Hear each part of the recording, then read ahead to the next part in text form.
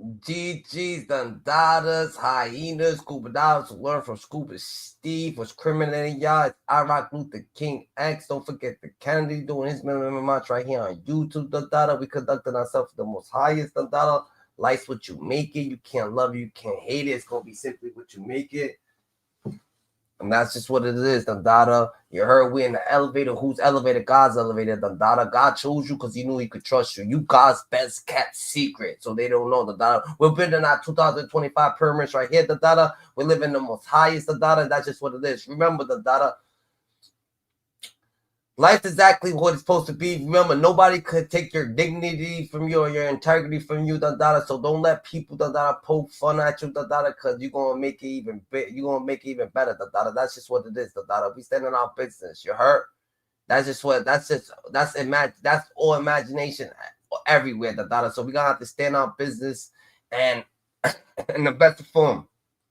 So a Louisana Gangsta that did 10 for 3 bricks and shit like that. He comes up on here, and he told us that, yo, GG, 50 Cent's gonna have to show the wiretaps before we could even start even taking note of what he's doing, and that's a Fendi, So that's a Fendi.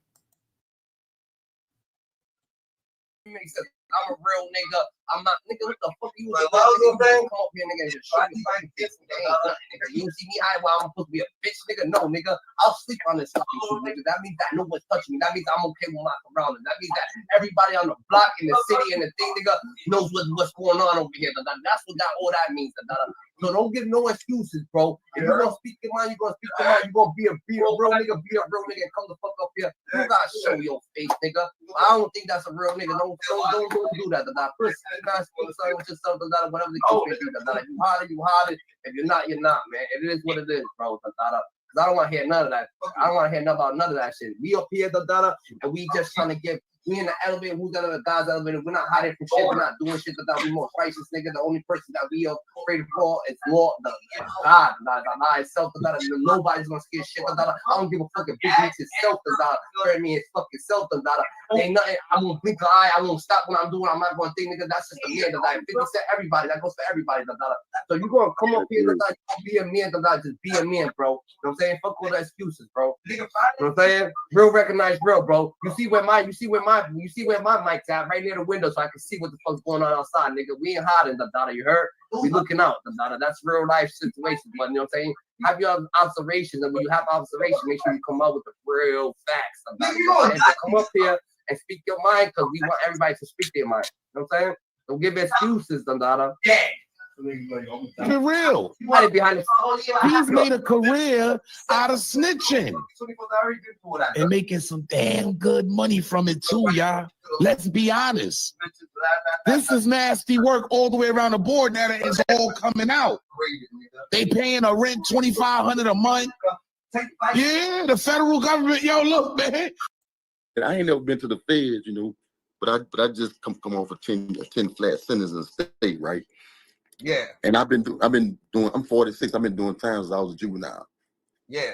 And my thing is this here. Ain't no time given out. Straight time, whatever. Ain't no deals being cut without the DA, without the prosecutor. We got a district attorney down here where I'm from, Louisiana. But ain't no time being given out without a prosecutor knowing about it. And when I'm looking at this here, it seems like the prosecutor ain't know about this here until the Franks hearing, And when you listen to the paperwork that everybody bringing out, you seeing that when she went to the DEA agent about it, he told her that he'll see about it. So everybody, when WAC 100, that's where I first saw it at WAC 100. When they first come out, they saying that Meech didn't get the deal because she was fucking the DEA agent. There was never no deal. There was never no deal. It was a deal, though. It was a deal. All right, boom. It was the 848 deal. Boom. When he got charged with the 848, for him to plead guilty, they trying to say that he had. Well, that's the past, So I'm gonna give myself that's the past, That's all just that's way before. They trying to say Cuffy, he snitched on Cuffy, but he ain't snitched on Cuffy, To corroborate, you see him. Him getting charged with the 848. They trying to say that that the plea bargain that he pled guilty into the plea bargain, but they trying to say that he had to give up some sort of information. That's why Southwest T wasn't trying to plead guilty. Right, I remember that. Yeah, but that's at the beginning. Now look, now check this out too. Yeah, that's at the beginning. Check this out. See, Cuffy not telling the whole story, man. Cuffy was up under that broad for about 4 or 5 years before she got him knocked, right? Yeah. Cuffy was fucking that girl, man. Anybody from the street that know, he's not telling the whole story, bro. Yeah. He was up under that girl for 4. Now look, now remember this here. It was on Al Prophet paperwork when he came out with paperwork.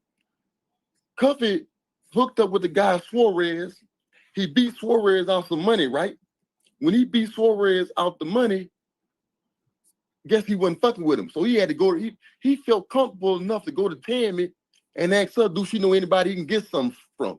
And that's when she sort of turned him on to the other broad that was working also. Cuffy not telling the whole story, bro. You see what I'm saying? How you feel that comfortable with her? You was around her all that time before she finally knocked you off, and then you beat Suarez. Why they ain't been knocked you off? So you were dealing with Suarez for a little while. Remember, he beat Suarez out the money. You see what I'm saying? He's not telling the whole story, bro. So Meech, now I'm gonna tell you this here. This was Meech down bad at, in my opinion, right? Meech was broke, trying to make some money. He hooked that deal. He hooked them up. He hooked Suarez and Cuffy up. But he was trying to get broke off. He was playing middleman. And she was going to handle his business for him. You see what I'm saying? I don't think he knew I don't think he knew that this whole was remember, she been ratted. First person she ratted on was her old man. And she never stopped. She got a bunch of Latino.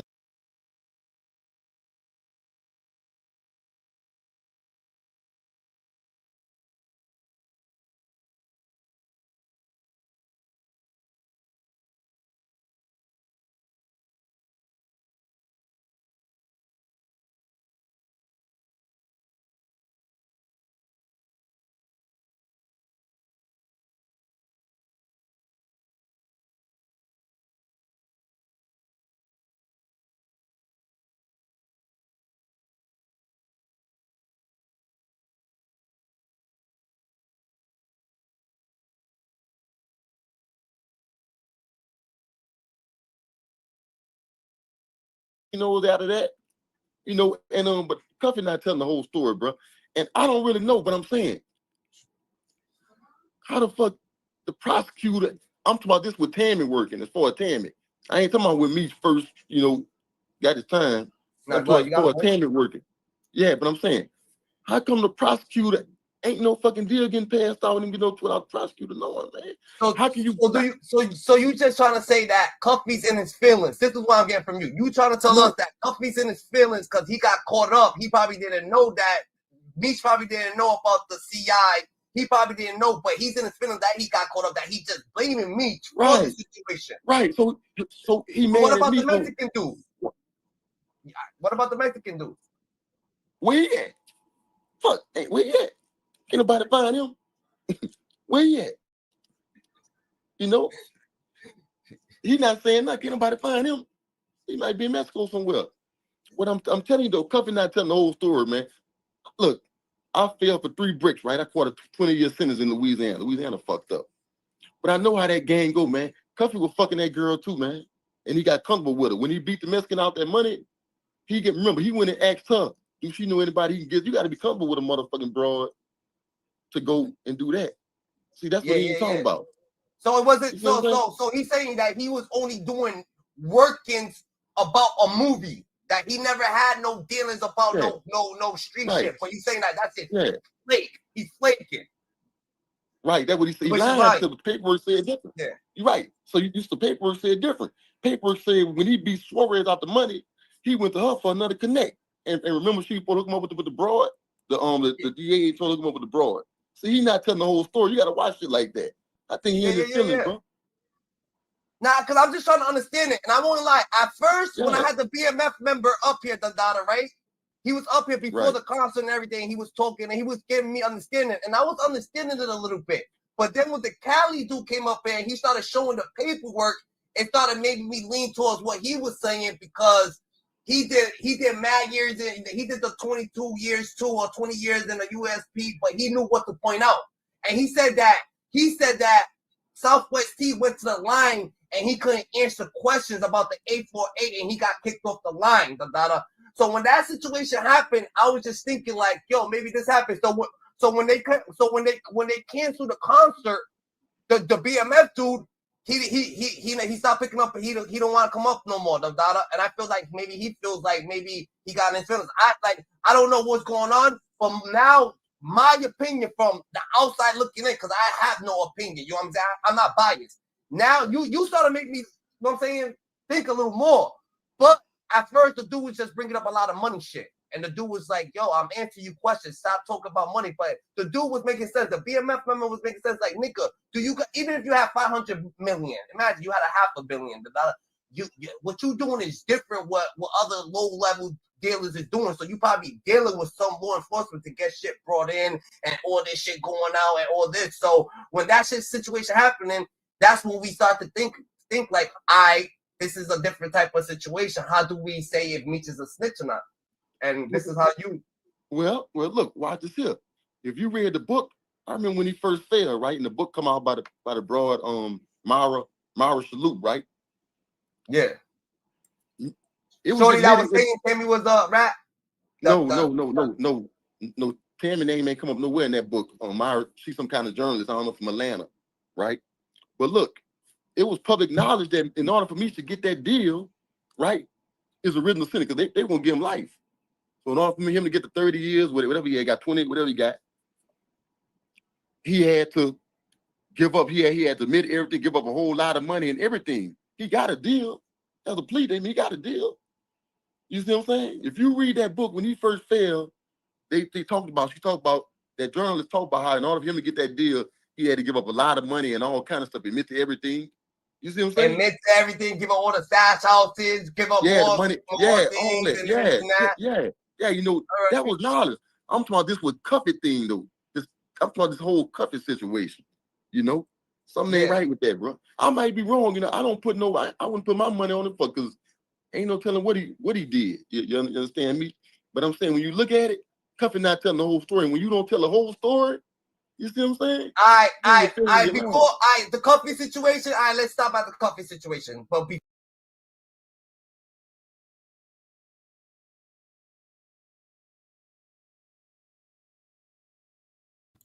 Cuffy ain't telling the whole story, and it seems like Cuffy can't tell the whole story because he don't want to say that, yo, I've been knew Tammy Collins. He told us that he didn't know her, but niggas saying that he already tried to take her on dates, that he been knew her, that he already know what Blue, that he was, that everybody was hitting it, So Cuffy don't want to, so Cuffy ain't really trying to,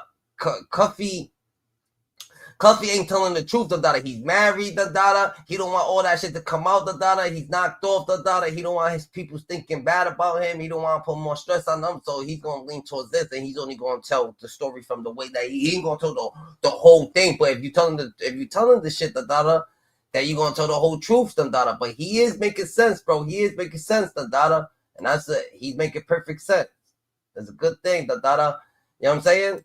Before the Cuffy situation, they trying to say that he made Southwest T take the deal before the situation. He did. That's in the book too. Read that book. Yeah, he did.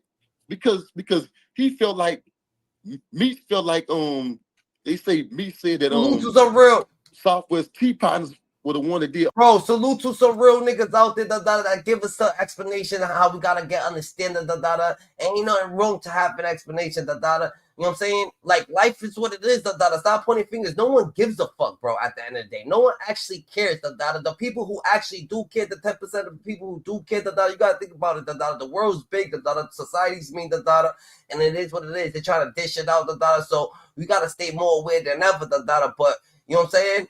Let's get right, All the rent, ain't none of his partners rent. You see what I'm saying? That's what he was saying in the book. Everybody from his side stays solid. But you know, when you read it, you know, when they say, a lot of Southwest T partners told too. They said that the only people who didn't tell was 3 people from St. Louis. Everybody else folded. Is that true? Or Big Meech? No. They said everybody folded on Big Meech, so Big Meech was like, fuck it, I'm on fold too. Nah, Or he took. I don't know. Because they try to say he took it. You know what I'm saying? 99% truth is a whole lot. right. You know, but I don't know, bro. But like I said, man, 99% of the truth is a whole lot. The dollar, so believe the dollar. Nothing you hear the dollar, half of what you see the dollar, because they're gonna be spiteful the dollar. They're gonna try to fuck you over the dollar. And remember the dollar, Big Meech the dollar, he's dealing with a higher force the dollar. He's going against the government, the United States of America the dollar, government the dollar. They don't want him to come out and be all this famous and be this and be that. You know what I'm saying? They want him to go through this shit the dollar. You know what I'm saying? When you find the devil's going. You know what I'm saying? They're gonna try to. You know what I'm saying? But this is what happened the dollar. a motherfucker ratting, bro. And it's this hard to find something, bro. And when they had that hearing, my thing was this here, when Cuffy had that Frank's hearing, bro. When he had that Frank's hearing, see, everybody was pushing the thing that he didn't get out early because she was fucking the DA agent. But now we know that ain't true. There was never no fucking deal in place. How can there be a deal? The prosecutor got to agree to that. You see what I'm saying? Yeah. So That's this is what we'll see about it. This is what they trying to say. So this is what they trying to say, and like No, that's what they trying to say now. Before. This is actually what they're saying about it. So paint the narrative. So this is how they paint in the narrative. Like, so they trying to actually paint the narrative on them, but it's not. But at the end of the day, you could paint any narrative when you hear this, and this means anything. This don't just mean something. You don't know what he's saying. All right, boom. Let me get to it. I'm just gonna get to what homie say. All right here. Maybe this is entering the behalf to. Whatever. Your Honor, Drew Ferdinand. This is his lawyer. Your Honor, very briefly, just to address the chronically of our entering the guilty plea of behalf of Mr. Flannery at the conclusion of the review of voluminous discovery wiretaps. DEA 6, I think the best count was over 14,000 pages. Once we completed that review, Mr. Flannery, as one of the prosecutors said in our plea negotiation, manned up and immediately told us he wanted to enter a guilty plea in this case.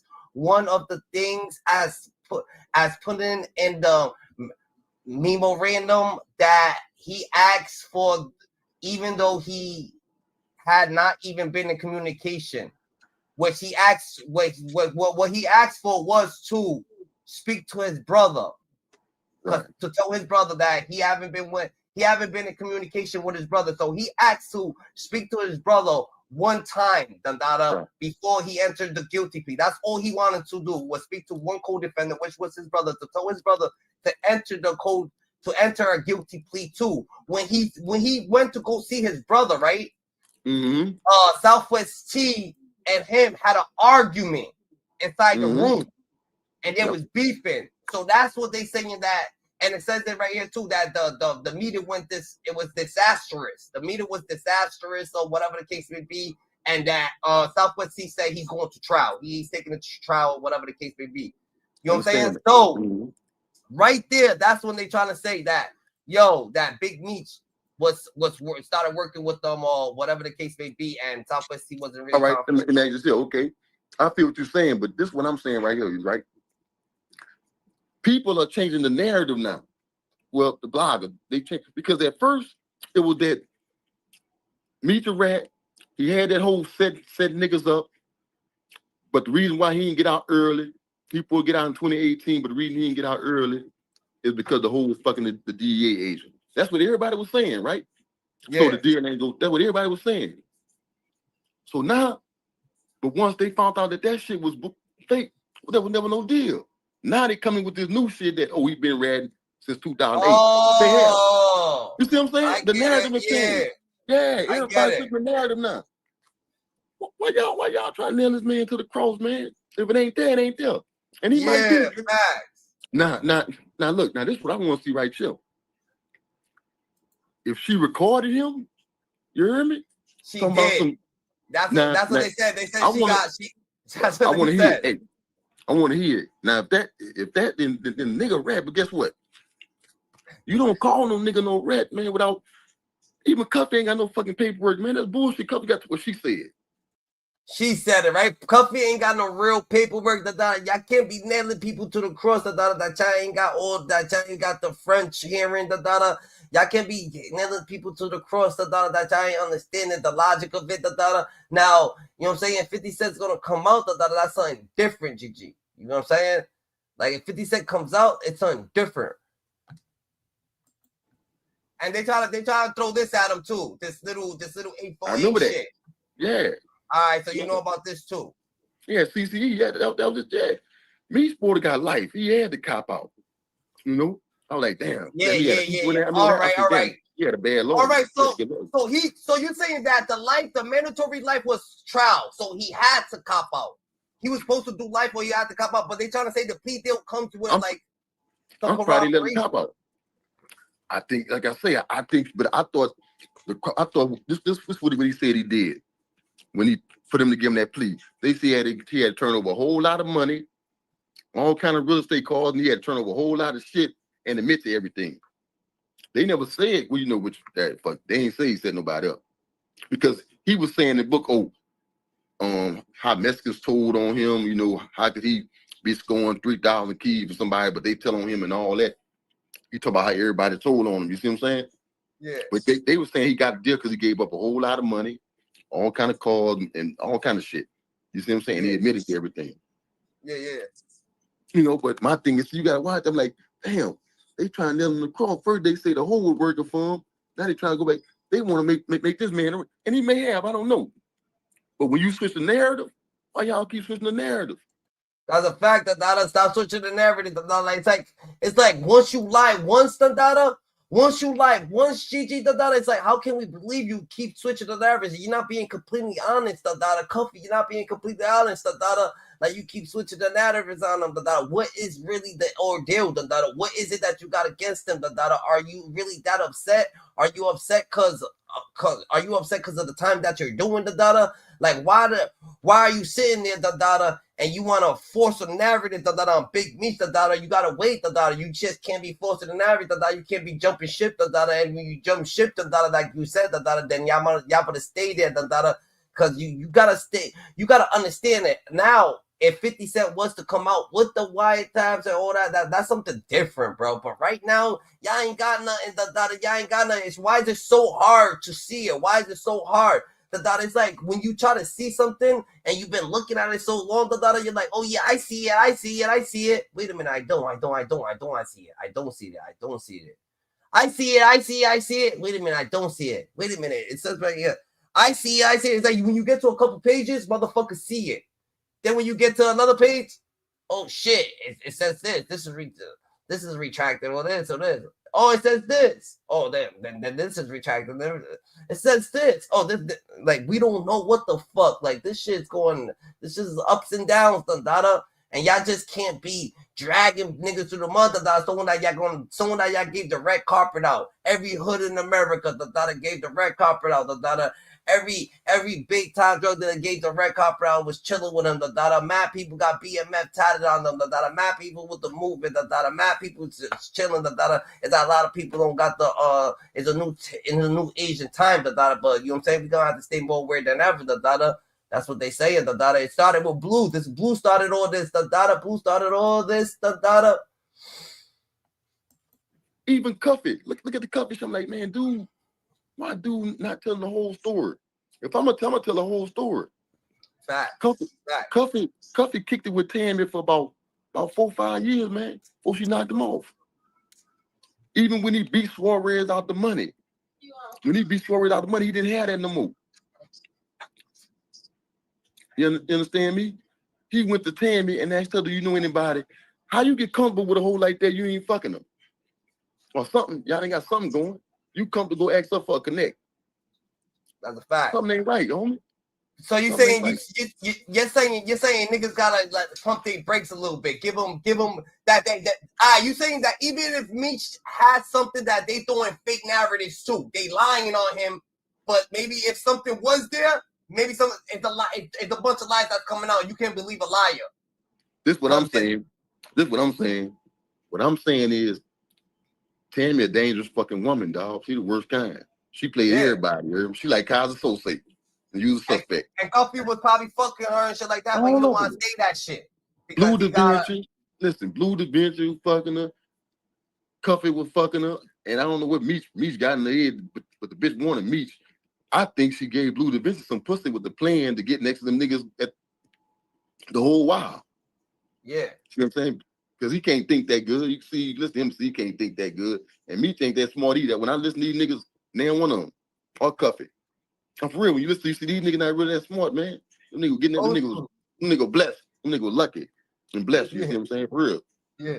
But yo. So you say Cuffy's a fraud that he actually been fucking this bitch and he can't be blaming bitch up that Meech set him up with this girl and shit like that. He been fucking. That's how the game go. That's what he ain't say. I don't know if he don't want his wife to know. He didn't say that.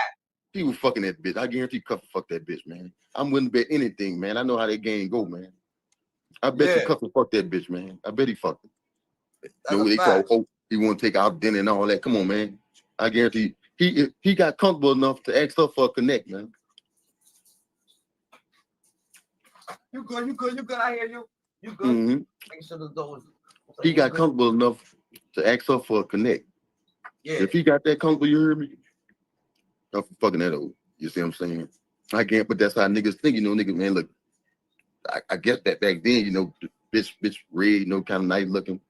You gonna give me a shot too, He's fucking with her. Meech gets knocked off the dollar, so he's trying to make Meech, but really in reality, he's trying to get the connect. And while he's trying to get the connect, that shit got him. No, I'm not gonna say it. No. I think really he came in it, honestly, he came in it, with a good motive as Meech's friend, but hey, I'm his friend, Blue DaVinci probably Blue bitch used to fuck the whole, not a whole Joseph Meech, man. Hold up. This whole easy. Let me go and try, fuck it. Meech don't care. Fuck, that's a whole. You see what I'm saying? It wasn't about no connect. He want to get his dick wet, but I think, after he was around the hole for like 4 or 5 years, man. He got comfortable with her. He was cool with her. He liked her, and he got comfortable with her. And now he's trying to blame Meech on mad hard and shit like that, but that's what I done saw shit like that. He blaming Meech because Meech the one introduced him to her. You see what I'm saying? Man, you introduced me to a motherfucker. I done saw shit like that before. Man, you the one bought that rat motherfucker around. Motherfucker might not have been ratting at the time, but when they said, man, you introduced me to that motherfucker. It's your fault, motherfucker. I'm gonna put it on you, Louisana. But like this though, GG. Honestly, this is what I'm saying, because it's getting too far now. If it's just like that, if you have some type of animosity, even though he's about he could get out pretty soon, or he's gonna be getting out. He's doing state time, so he's gonna be getting out soon. So when he take it this far and he's gonna OD this much, is he really feeling that hard? Or maybe it's about the life rights to the BMF that they snatched it from him. They did him dirty, so he's trying to do him dirty. He's trying to play dirty with them. He mad, he angry, he mad about the life rights. You see what I'm saying? He probably fucked up a lot of money. Yeah, all that. He mad about that. Feel like, he kept it real. He mad about that there. He mad about the whole, he feel like Meech knew or whatever. Somebody should have told him the whole was bad. He mad about all that there. He mad about all that there. But I'm telling you, bro, he not telling the whole, he got himself caught up, man. You see what I'm saying? He got himself caught up, bro. And he's blaming Meech. Yeah, and Meech, I'm gonna say this too. He said, oh, I wrote Meech when I was at my hearing. I wrote after the hearing with his name, I wrote him to it, and Meech didn't respond to me. Really, Meech couldn't respond. We hear what y'all saying, we hear what y'all saying. Cuff was meeting up with the girl in blue car. You don't think they ran the plates and already knew? Fam Blue is the one that put her on Blue. Blue even said he was fucking her first. That was Blue's bitch. She set Blue up and he got knocked out, and Blue worked out a deal and put the bitch on Big Meech. Put her in the data. That's what they say in the data. And they saying Cuffy's a motherfucking fraud, the data. And Cuffy been frauding the data. and what he says ain't actually legitimate, but they gonna paint the narrative because you could paint any narrative, once you got a little bit of the fact in it, you could throw your own sauce in it, and niggas been throwing so much sauce on Big Meech, but y'all niggas need to be starting rolling out the carpet, to roll out the red carpet for him. That's what they said. GG. To him. Because hey, Meech is locked up.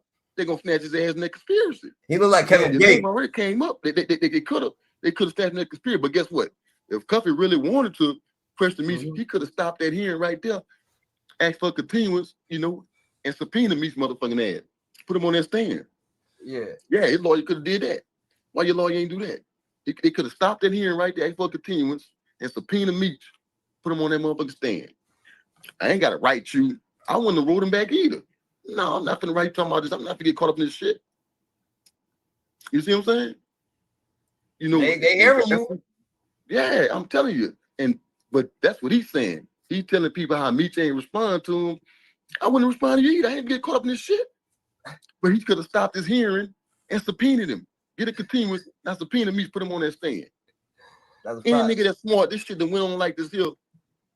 No. That motherfucker trying to get him caught up too, nigga.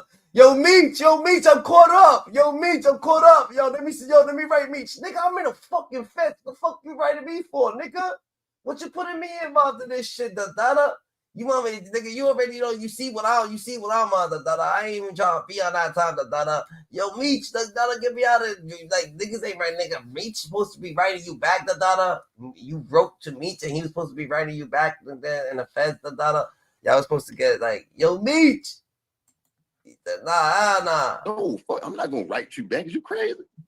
I'm in prison. Some people finna read all that shit. And this is a nigga who's fucking with a shorty and trying to blame me, but he's fucking with her himself because he knows his intentions. But he got a wife, and you trying to say he's scared to tell his wife? A nigga that's getting that much when he's scared to be solid with his wife, like No. I'm saying right now.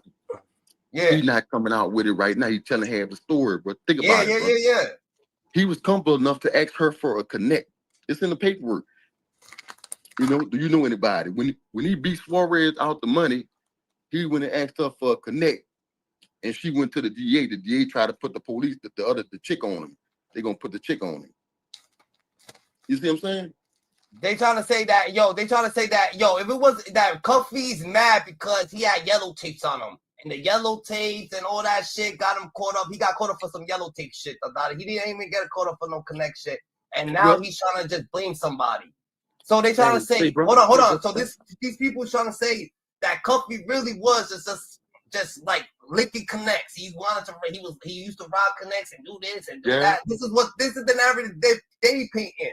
And they trying to say that Meech ain't even on that time. So they trying to say that he's so scandalous that he will come up with a lie and say some petty shit just because he don't want Meech to be looked in the limelight. This is what they saying. And how do you feel? Like I say, I ain't gonna say it like that. I'm gonna say in his mind, he angry behind the BMF rights. He angry because the broad set him up. So in his mind, look, fuck that. You the one introduced me to this hoe. He throwing everything out the door that he did.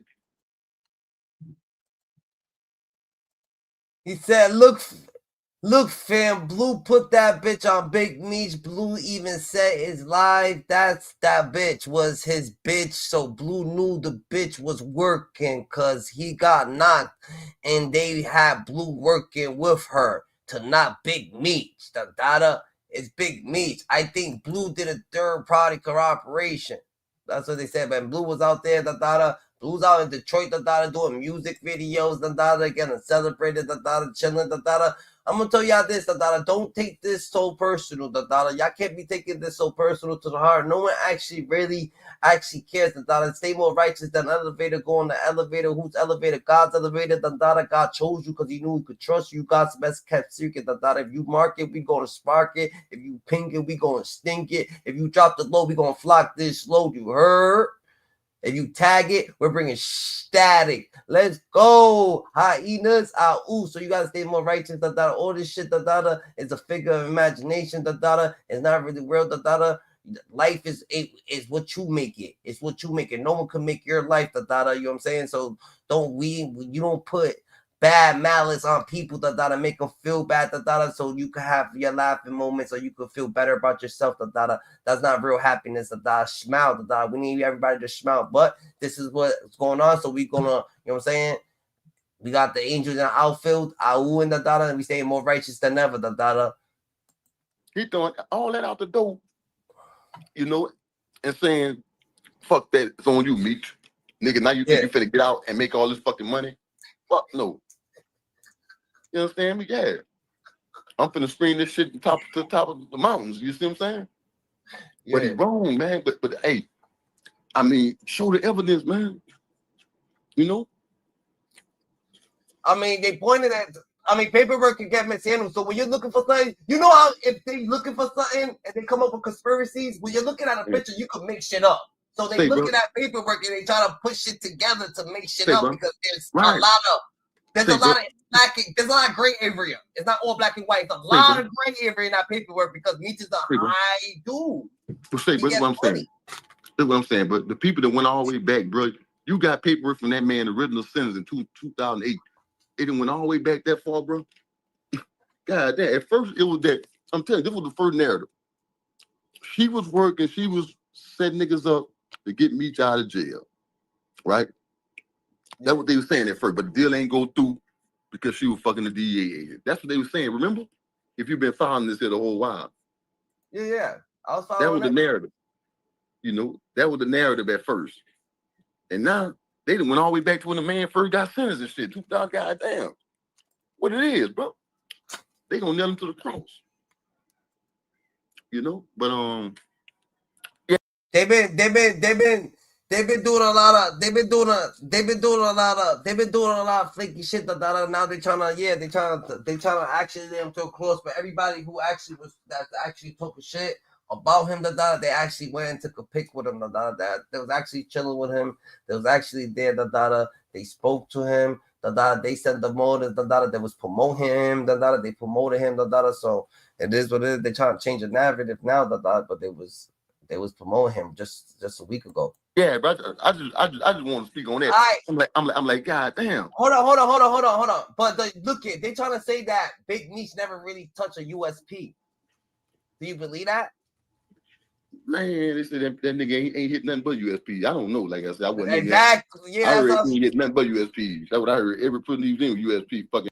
Even taking shit from me when he's locked up. Why the fuck are you fucking with this nigga? He's already locked up. They don't make no stupid. For a connect. Yeah. That's why I say them niggas ain't that smart, man. Them niggas ain't smart as them niggas with luck, niggas with blessed. You see what I'm saying? Them niggas ain't smart. Stupid does. Yeah, but when you fucking with a nigga for 30 years, and shit like that, you got some, it's an extended loyalty. You know what I'm saying? You've been picking up from this nigga, this, like that, but he's in the federal system. You fucking with this nigga, even picking up calls, talking crazy. It's wild. Man, look, that's why I used to tell my little partners this here. You not my friend because of the drug game. If you my friend, you my friend. We can stop this shit there tomorrow. You my friend. You see what I'm saying? Fuck the drugs and the legal shit. Yeah, fuck being my friend just because I'm out here selling the data and you want to be my friend to get the packs and shit like that. So that means that the whole time you just want to get the packs, and then you trying to get the packs, the data. That's what you still about, the data. You just want to get the packs, the data. You're not worried about being my friend. You don't see the data while I'm going through the data. But that means, like, even if I'm doing wrong, even if I tell you, yo, come over here, the data, grab these packs, the data, you tell me, nah, the data, yo, you already going through mad shit, yo, leave all that shit alone, the data. You give the good advice, the data. You know what I'm saying? You put yourself out there, the data. You don't put yourself in a position that you're going to fuck everything up. You and him, the data, because you got to understand, the data, you hold your character, the data. You hold your shit, the data. So if you a real nigga, the data, and you gonna stand by or low by or be, you know what I'm saying, a real nigga, the data, be a real solid individual for your peoples, then you gonna tell them, nah, the data, you know what I'm saying, they don't want to hear that, but you gotta tell them, GG. Not right now, the data, you gotta stay more righteous than ever, bro. You gotta be more righteous than ever. Shit, if that was really his friend, that could have been his friend without him giving him a connect and all that. We cool. I didn't tell my partner. If we was on the block, nigga, right, and I'm chilling with you, the dada, I'm your homie, the dada. What I get from this, the dada, is On some real shit, Meech ain't good. Meech ain't too smart to even be fucking with. Like, don't fuck with them niggas. He's not too smart. Look, he did wrong. No, listen, no, this is what it is. Once Meech got knocked like that, that man is over. Look, man, you saw the people just did me, bro. I'm not going to put you in that position. I got love for you. I don't want to see you. You're not a mosquito. It's over, bro. I see. Yeah. You got my movie rights, yeah. Yeah, you got my movie rights, bro. Make some money off that. We all get money. Figure out another way. Don't fuck with the game. It's over with. You see what I'm saying? Yeah. Yeah. That's how I gotta be. Yeah. All right, homie. I'm gonna get out of here though. But yeah. Yo, good luck for having you, Dada. We need you out here more often. Did you heard?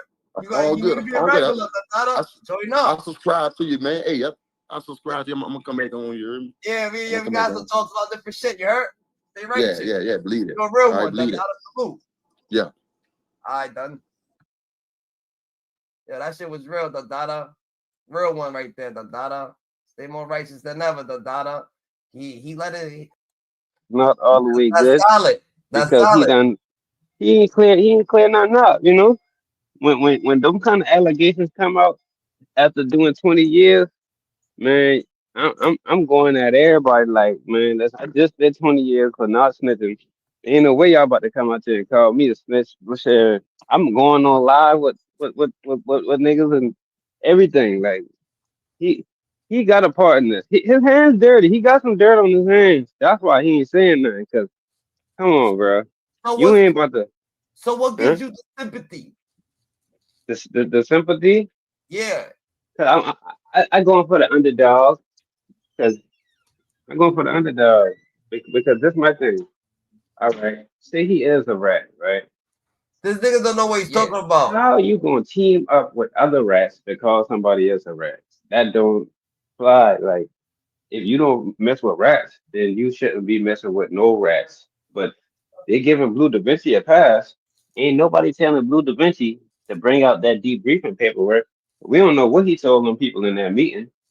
That could be a whole something else in there. You know what I'm saying? Yeah. And then 50 got some rat allegations, but how 50 gonna team up? Okay, how 50 gonna team up with Blue Da Vinci and Tammy and both of them rats? And how Cuffy gonna call Big Meech a rat, but then he teaming up with Blue Da Vinci, and Blue Da Vinci is a rat. And then how Cuffy gonna say he ain't got no problem with Tammy Counts, and she the one that set him up. But then call Big Meech a rat. Like, girl, come on, dog. And also, you messing with Big Meech. You already know the feds is investigating this man in jail, period. Why would you talk crazy on the phone? I'm already gonna be skeptical even. That's a fact, that why would the fuck would this do? Why would Big Meech be online, trolling, having a trolling show, he can't be trolling people. He ain't trolling people on live, this ain't no fucking, this ain't no, life ain't about trolling, nigga. Life ain't about getting back on the internet. Life ain't about, he's living his life, like, why would he have to be on live, right here, talking about what his life is about, doing this, doing that, because y'all need some type of understanding, His life ain't your life, So he's doing what he gotta do, Why we even be there, Meech was talking, he would be showing the feds is nasty. They play a nasty game. They will lie and fuck you up. If you don't know that shit, that's why when you get locked up, you go through that law library, because that's what I'm saying, Meech is one of them niggas that he's gonna come out here, and show you that, yo, this is what the feds do, the feds want y'all to come at me, the feds want y'all to put dirt on my name. The feds want to put a lot of gray area and do this and do that and do this and do that. You know what I'm saying? That's what they want to do. That's what they're going to do. They're going to use their tactics, to get y'all not to fuck with me, because if y'all all fuck with me, then look at what happens, we got unity. And they don't want unity. You know what unity means? Power. You know what power means, change. You know what change? They don't want change. They don't want change. They want this. They want to be in control. They want the same shit to be in control. They want the same shit to be free. They don't want people to just be automatically like good. You heard? That's just not how it works. So Meech is going to tell you shit gets spooky, the data, but you know what I'm saying? They play a nasty game, the data, and that's just what it is, GG. And more or less, the data, you gotta stay more aware than ever, the data. That's just what it is, GG. We just can't be having no understanding of the data and thinking the worst of data when they try to make you think the worst of data. They don't want us together. They don't want us chilling, the data. What? 20 deep too many, the data. 100? What? 500, the data. Oh, hold up, the data. 1,000, the data. 2,000. Oh, hold up, the data. Hold up. They can't be having this, the data. You crazy? They can't be having movement, no unity, the data. They don't want you to be together, the data. They want everybody to be alone, the data. They want everybody, they don't want everybody, but life's about unity. Life's about, you know what I'm saying? Being a force, the data. Because what they going to do, the data, when everybody's thinking the same? What they going to do when everybody's thinking righteous? What they going to do when everybody's on the same page? What they going to do when everybody's, you know what I'm saying? You know what I'm saying? You're going against, so you know what you're going against because they keep picking and they keep choosing the data. So these people are telling you, yo, these people, the data, they're not playing fair, the data. Shit's going to get crazy. They're going to take all credentials. They're going to do this, the data. They're going to try to drain you, the data. And this is what they do, the data. It's evil. Evil work. About rocking with you, but I definitely gonna be on my P's and Q's. I ain't saying nothing crazy on the phone. Even if I'm talking on the phone, I'm like, man, they know they might have my phone tapped. Even if I'm just talking to this man. Situations get scared, the data. You go in there, you gonna do your time, the data. It's like the system, the data. They like it's like a Diddy fucking school, the data. Pause, don't Diddy not like that, the data. But I'm just saying, the data. They try to take all your fucking dignity and your integrity, try to make you feel lower than lower, the data. Hell no, the data. Big Meech, the data. Stay out there with your chest out, the data. Because this is what they're going to do, the data. You're not fighting these people, the urban community, Meech. You're fighting the data, the higher power, the data. You're fighting the suburban area, the data. You're fighting the United States federales, the data. That's just what it is. And these people don't want to see you win, the data. They're not going to see you win, even if you get an applause. The data. No one's going to clap for you. No one wants to see you clap, the data. But they definitely don't want you to be together, the data. Why would they want people to be together? You know what I'm saying? Why would they want people to be together? They don't want people to be together. You know what I'm saying? We got to stay more aware, the dollar. Let's get to 50. Look, 50 can't talk to a boss and tell a boss that a street nigga and the man who's not to be fucked with, the dollar. You niggas want to go to 50, the dollar? Y'all want to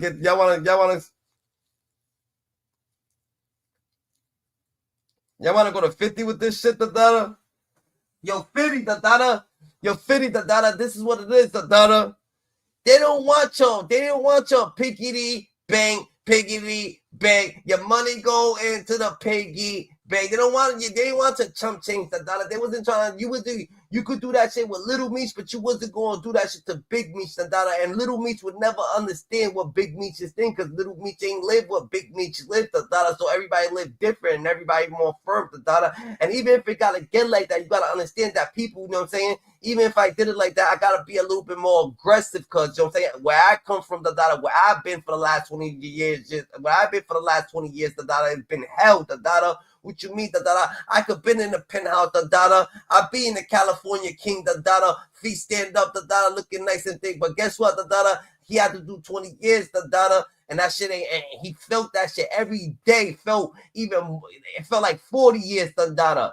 It felt like 60 years when you rich, the dollar, when you got all that money, the dollar, and they trying to tear you down, the dollar. They're trying to take all your money. They're trying to tell you to actually where all your money at. They're trying to take everything from you. And this is where he gets, the dollar. I'm trying to come out here, the dollar, and have a nice conscience, the dollar. But at the end of the day, I gotta do what I gotta do, because you trying to give me little pennies from the piggy bank, the dollar. And I ain't need the pennies, the dollar. I didn't need the pennies, the dollar. I need a loyalty, the dollar. You know what I'm saying? The money ain't nothing, the dollar. You keep the money, but damn, you gonna give me some money. Give me something that I'm worth, the dollar. Don't give me that I'm not worth, the dollar. Don't come over here with no chump change, the dollar, and then playing me, the dollar, knowing that we in cahoots. I thought we was in cahoots, the dollar. If I'm talking to a middleman from this man, I'm already expecting everything to be tapped. So I ain't talking nothing on the phone, you know? Yeah, facts. Now it makes sense though. It makes sense. How the fuck you gonna be mad at fucking Meech if you ain't mad at Blue? That don't make no common sense whatsoever. You right. You type right, the dollar. You type right, the dollar. You ain't mad at Tammy? You and her had a relationship now. She just didn't set you up. Y'all done been going out to eat. Y'all done been riding together in the Bentley. He probably was knocking her off too, what he ain't seen. You know what I'm saying? He probably might have got caught up with his wife from messing with Tammy. We don't know. You know what I'm saying? Facts. And then he had to come out about that and try to say, well, she just set me up. Like, not he was having an affair with her. And then how y'all trying to say what she say is law when she letting the DEA agent hit. She hitting copy. She used to be hitting Blue Da Vinci. Right. Her word is no good. You know what I'm saying? That's breakdown, the dollar. Real shit, the dollar. You're making sense, nigga. You're making sense, Gigi. That's a Women fact. bring down empires now. Women bring down empires, bro. Yeah.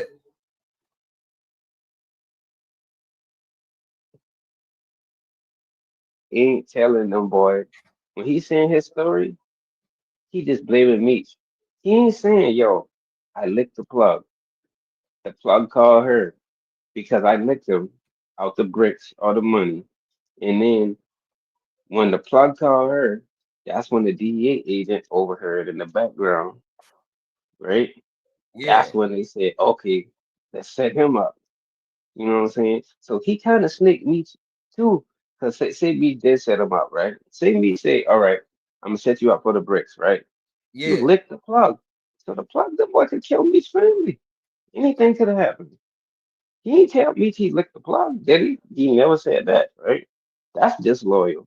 That ain't right. That's a reason that you might get backdoored or snaked to why you licked the plug, bro. You know? Did he give Meech some of that money? They Don't said know. they said where did Blue Da Vinci where did the Blue Da Vinci snitch at? Where's Blue Da Vinci debriefing paperwork? When you debrief, they ask you questions like this. Is BMF a drug organization? Yes. You ever seen Big Meat sell bricks? Yes.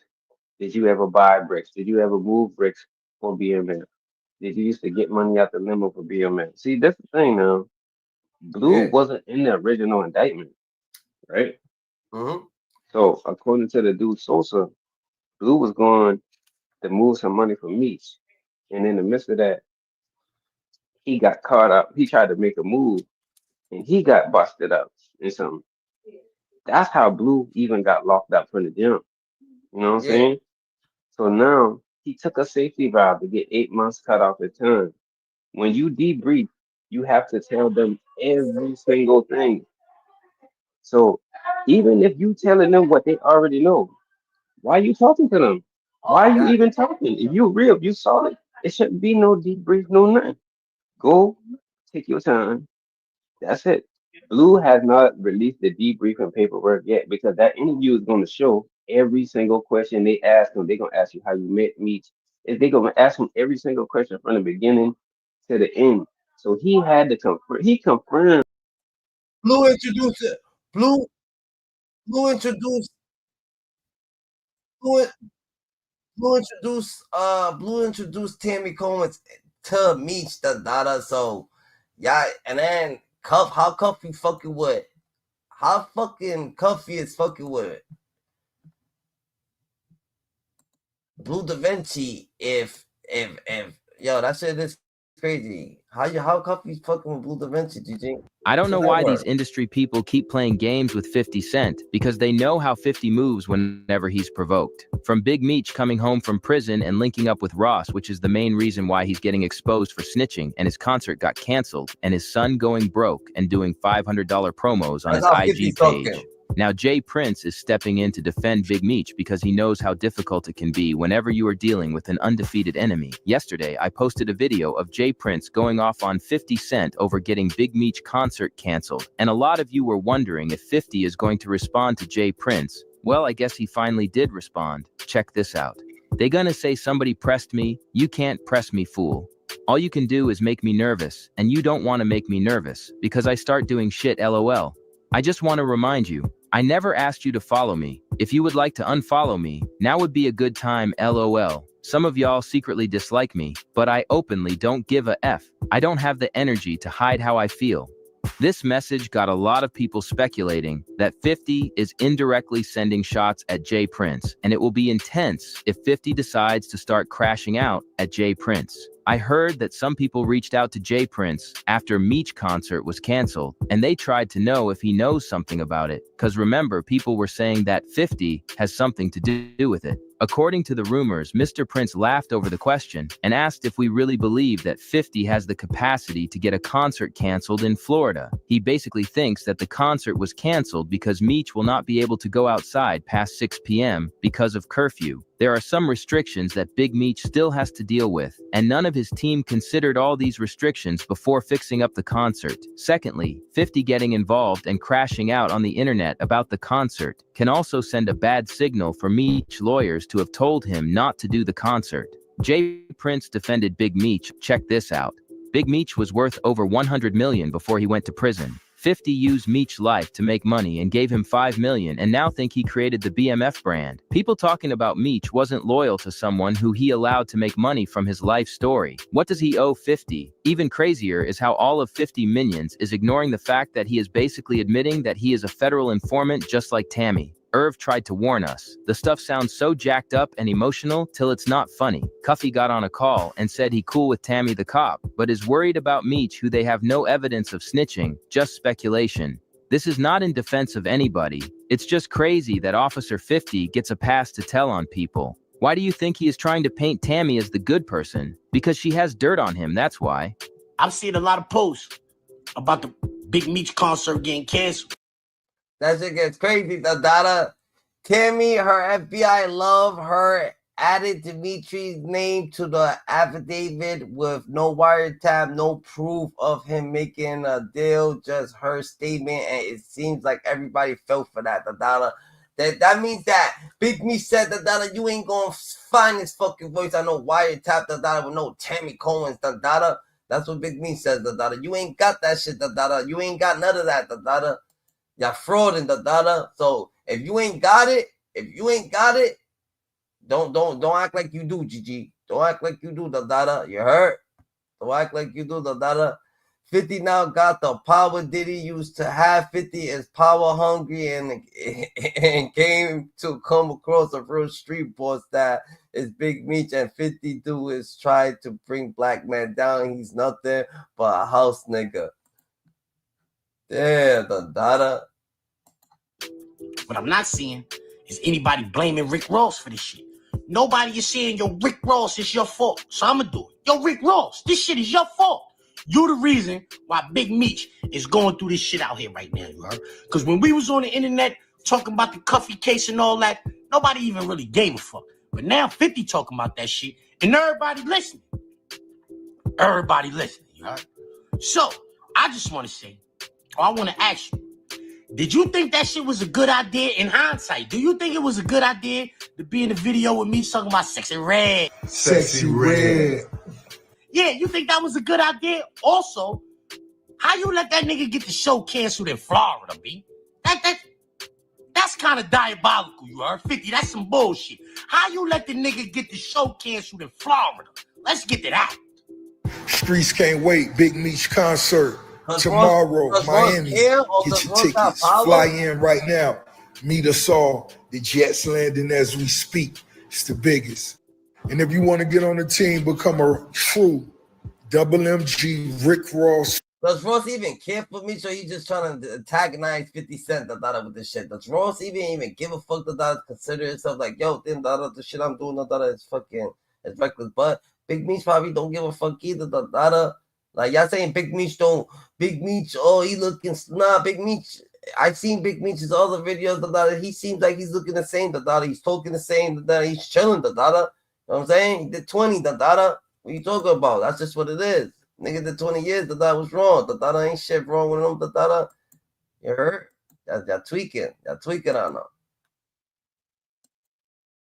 Family member, brand ambassador, you got to be repping that car show right now.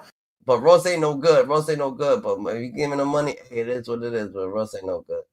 Let them know tickets will only get more costly. Get your ticket right now. Go to rickrosscarshow.com. All the vendors, You already know the performance gonna be through the roof. It's gonna be bigger than it's ever been. Last year I had horses eating hay out of the Ferraris. This year, I think I want to see a giraffe eating out of the top of my monster truck. Biggest boss in the motherfucking game, Ricky Rose. Now, y'all know it's going down today. That Big Meech concert going down. Now, all the motherfucking money in the city. Now, who gonna do it motherfucking bigger, you heard? Huh? Make sure you standing next to the money, because when you standing next to the money, them poor niggas get in their feelings. Oh my God, how we get right next to the money bag? It's going down tonight, man. Ricky Rose, I'm gonna close the show out like a motherfucking boss. But look, back to the business. Did you get that? Trying to decide how we gonna roll it. But if Ross actually was standing on business, if Ross was standing on business, he actually gave Meech the bag, then he got all rights to be doing what he's doing, no lie. If Ross actually gave Meech the bag, he has the all rights. He has all rights, He has all rights to be talking how he's talking, bro. You better give him the bag, though. That's a fact, He better have gave him the bag. This really said 50 Cent got Lil Meech sounding desperate out here, because he was he's actually out asking if you could hit him up right now, if you got a business, he'd like to come in and really help you with some advertisement. Crazy part is that you won't say that shit about no rapper that's out here doing no shit like that. You won't say that about none of these rappers that's actually out here grind. You know why? Because them rappers don't give a fuck. You know what I'm saying? Them rappers don't give a fuck. Julio don't give a fuck. He just getting to the bag. So why y'all give a fuck about Meech getting to the bag? Meech is out here getting to the bag. He ain't looking that pretty, just chilling. Getting to the bag. What's wrong with the situation, Chichi? Like. You know what I'm saying? What's wrong? Y'all wouldn't say like he just getting to the bag. Yeah, like any rapper, but you know what I'm saying? You just can't remember this is all entertainment, so you can't really take everything for how it is. You know what I'm saying? My boy's getting to the bag. He's getting to the bag, bro. Let him do his thing. Try to figure out ways to keep that cash flow going. There's rumor that 50 Cent's not gonna keep going with the BMF series. It's run its course, and you've seen the text message. He had reached out to 50 because he felt he was like a father figure when he was gone.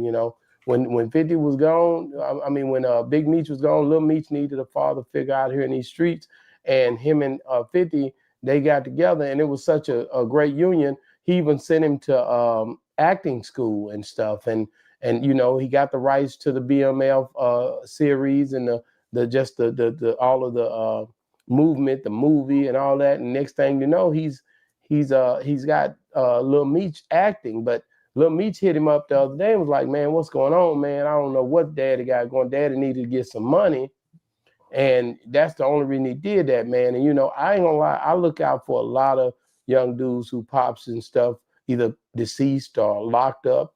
That's one of the things I do. And I do it from the heart. And I hate to see Lil Meech out here, looking like this, and the social media taking him for a ride. But I got my partner on here, OG Pyru is in the building. What up, OG? Hey, here we go. Yeah, that's a hell of a situation to put Lil Meech in, and Big Meech made some bad decisions, and I don't know what he was thinking about, and he know from the time he did in the feds, he knows what Ricky Rose, how he's aligned with the federal police, and this man was a guard. So how would you come out in the thinking and not even get in contact with your son and your family and make this decision that it's fucking off your son's life? Yo, Meech is doing legit business. He don't got time for no bullshit, bro. He's just trying to move forward in legit business, being legitimate. He don't got time for the fugaziness. Yeah. He went from big shot, like you say. He's asking for ass, allegedly. No, it ain't alleged. I got it right here. He's asking for ads right here. No, I'm just saying allegedly that some guys a couple of months ago out of Cincinnati, when this stuff was on, they got it Lil Meech to do a walkthrough at one of their clubs, right? Yeah. And so when they got with people got with Lil Meech people, allegedly they said that they were going to fly him out, give him a bottle table, it was going to pay for the flight and this and that. But his team told him to do a walkthrough. He was charging $15,000. $15,000? $15,000. And he's like, man, for a walkthrough, we can't got it like that. But and they didn't do it because he demanded 15. So now here it is. They didn't put him on a list where he's asking for ads, $200 or $300, $1,500. That's a bad position for a youngster to have to. Yeah. I think with all them social media, it clouded him, man, because he was really he was reaching out to 50, man, to say, man. He said, me and my dad, man, my daddy needed some money. That's why he went and locked in with Rick Ross, with the Rose. And he was like, man, I don't know what's going on, 50. You done unfollowed me on Instagram.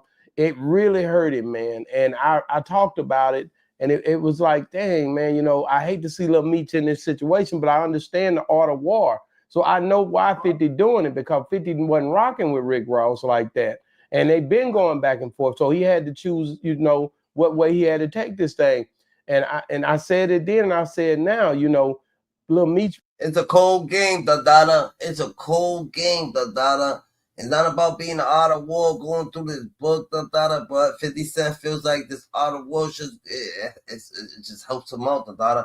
And I understand what 50 Cent think, but it's just like, bro, you ain't gotta do it. It don't gotta be like that, da-da. It don't have to be like that, DG. Everybody could be civil, everybody could be straight, da-da. Everybody could be accurate, but at the end of the day, it's like, nah, da-da. It's like, you can't be on the fence, and when you can't be on the fence with a nigga like 50, he ain't about to have you fencing shit. You know what I'm saying? Reaching out to 50 is not a good move right now publicly, because 50 gonna air him out. 50 don't play when it come down to airing out the situation. So I don't think I'd be putting in no text messages, nothing over that way, man, because 50 team gonna eat that up, man. Well, Lil Meech is a youngster. He naive. He look at, but his father didn't take into consideration his family. Nah, it's not even that people ain't even scared to point out the real shit. It's just the point that people could point it out, but you gotta understand that everybody's different. Every man's different. So we understand that 50, he just don't want motherfucker. He don't want to be around and shit and that. He don't want to be fucking around with people. You like, yo, loosen up, nigga. 50 Cent, yo, loosen up. You straight, nah, fuck that. I ain't fucking with none of these niggas. And I bet you ain't fucking with none of these niggas. It's all right, we good, like there's nothing going on here, but that's just 50, like you said. He don't get, you know what I'm saying? He ain't about to think, gets nervous, but he don't mean nervous. He's just like, yo, I ain't about to be fucked with these niggas. Or his son, that was a selfish move. Wow. I hate to see the Lil Meech going through, because Lil Meech was acting. He was doing his thing, man. He had his chains on. He was going around, everybody was showing love to him. They were waiting on big. This could have been a big deal, man, if it would have went a different route. On my side, I think Big Meech, I think he made his move too soon. I think he should have sat back and just, he already was Big Meech. There was no need to make no sudden moves. And I think if it was me, I wouldn't have moved that way, not that fast. It's one thing how the devil do. He made a proposition while Big Meech was vulnerable. You dig what I'm saying? And dude not thinking, he thinking it's all right, but you never considered going to your family and talking to your son about this before you made this move. Now, you in too deep. Now, 50 got to cut the whole family off because he can't have no ties. He just cut Southwest T off. Yeah, I seen that. West T, he took a picture with Supreme. Yeah, I seen his son. I think, was it his son or something like that? It was Supreme's son, So, 50, man, you cannot forgive because you can't forget. And that's how 50 is. It's all the time, all the way in. So I understand what his position is as a survivor and as a businessman, and I just hate the fact that Lil Meech got caught up like that. I mean, 50 was so wrong. He said, "Well, man, I'm gonna try to get you a spot on Love and Hip Hop." That's like emotion. That's like, you know, like saying, "Nigga, I'm gonna send you out on the street to prostitute." So I'm gonna get you a spot on Love and Hip Hop because it ain't no more BMF. Wow, man. Like I said, it's crazy the way this thing is panning out. I just, like I said, Lil Meech, you know, being that he basically, he had a relationship more so, I believe, with 50 than Big Meech did. And I think he, you know, if he'd have been asked, like you said earlier, I don't know if I know he would have said, hey, and I could see him coming out saying something about it, because he's not gonna like not being able to reap the benefits of. Nah, and that's a fact. That's a fact. Nigga, what type of boss nigga gonna come out, nigga, and say something to anybody? Like, who the fuck you think you are, to be like, nigga? You think he's gonna be on Instagram? If anything, he's gonna go on fucking CNN. El Chapo, like, El Chapo did the news reporter to, like, ain't no boss nigga ain't about to be fucking on Instagram.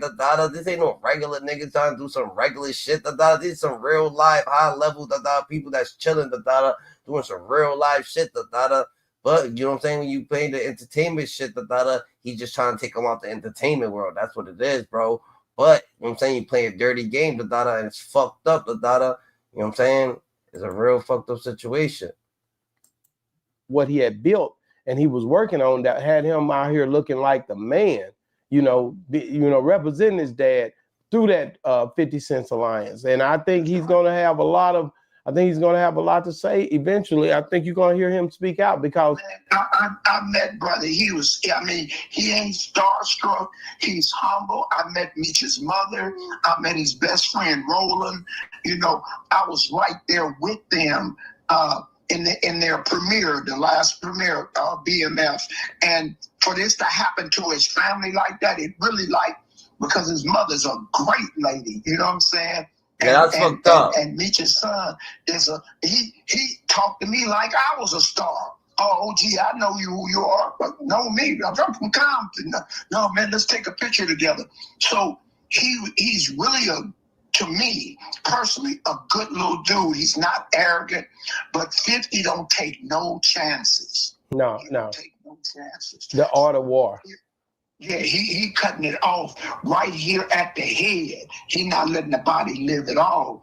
And you got sometimes you pick the wrong team, and all that hooping and hollering Ricky Rose was talking about. And when he shut this event down, you ain't heard, Mia's at the office. We ain't heard nothing about the office yet. You heard about the office? No, I ain't heard nothing about the office. Yeah, they ain't heard about you. Hey, Rose, you may not even have a car show, bro. That's a fact. He's gonna stand up for what they fucking doing. Big Meech came out like he ain't a rapper. Don't influence where he does what he wants. To get to his back. 50 Cent can't get mad like that. This shit's petty. It goes petty. Is a petty world. But you know how niggas be. This entertainment shit is poor. I don't know how to say, but I got this motherfucking stuff like a motherfucking baked potato. Do what you gotta do. Get out the real so you can breathe. Real humble got me fucked over. We ain't really living the life that you niggas is rapping about. Yeah. That's another thing I'm gonna tell you, nigga. We living this shit for real, nigga. I'm talking about the $1 million joints, man, from state to state, man. We really doing it. And ask a nigga. If you don't believe me, ask a nigga that you know, that you can respect the word and keep.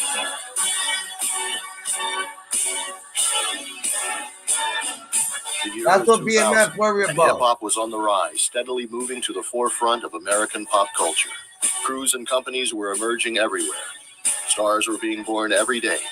No alarm bells rang when an obscure but very well-funded entertainment company named Black Mafia Family entered the public eye. They were opulent. They were excessive.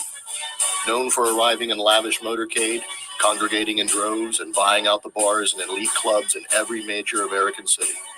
But that was the culture. That was the business. By 2005, their brand had taken hold. BMF was regularly associated with A-list hip-hop acts such as Young Jeezy, Slim Thug, and Fabulous.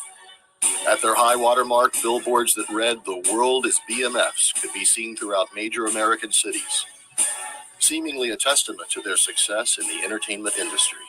But by the end of 2005, a sinister shadow was cast.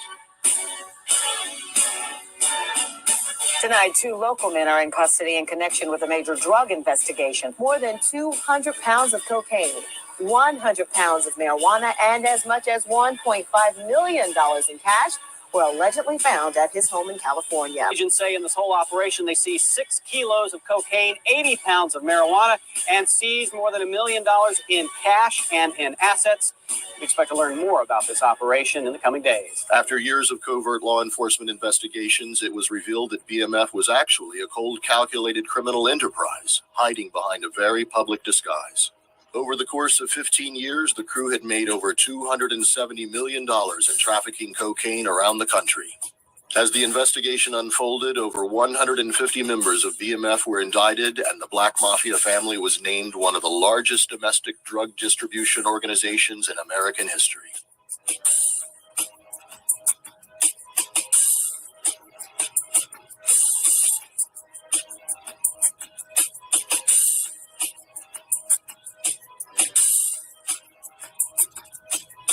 If you go out on the streets of Atlanta today, every street corner's got a guy that wants to commit a crime. Every street corner's got a guy that thinks he's the best drug dealer out there. But you do have to ask yourself, was there something interesting or different about these guys? These are the guys that were willing to go one step further.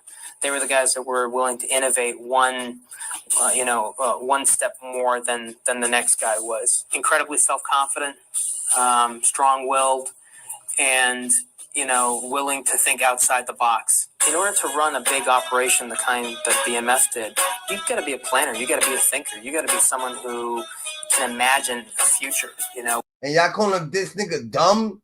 Y'all calling this nigga dumb?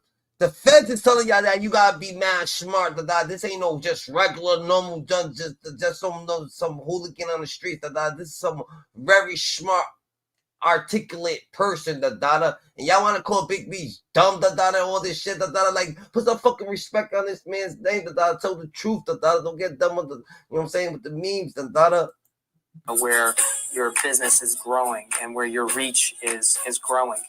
And most of the guys that you talk to on the streets, they're interested in getting their money today, right then, right there. And these guys, I think, they were willing to think beyond that. They wanted something bigger for themselves. You have these 2 brothers who came from Detroit, came from nothing, and built literally a $270 million, by conservative estimates, organization employing 500 people. Everybody who's described it to me, who's worked on it, has called it the biggest case they've ever worked on. The whole idea of a Black Mafia family, it was like a ghost story. The cops told it like you would tell it to your kids. There was no presence. You didn't see them anywhere. But if you had asked people on the street, you mentioned BMF, they wouldn't talk about it. So it was very real to the people who were selling drugs and doing drugs, but to the rest of us, we had no proof that existed. Truthfully, a lot of stuff that sounded like urban legend, it sounded like too big and too much to be true. But that they were large-scale cocaine distributors moving hundreds and thousands of kilograms of cocaine in multiple states around the country from coast to coast, and essentially living like celebrities or better than celebrities. They were taunting us. It was probably no secret to them that we were after them. And they just thought they were untouchable. They were far enough removed that nothing was going to happen to them. One of the investigators said, all cocaine is 3 generations away from BMF.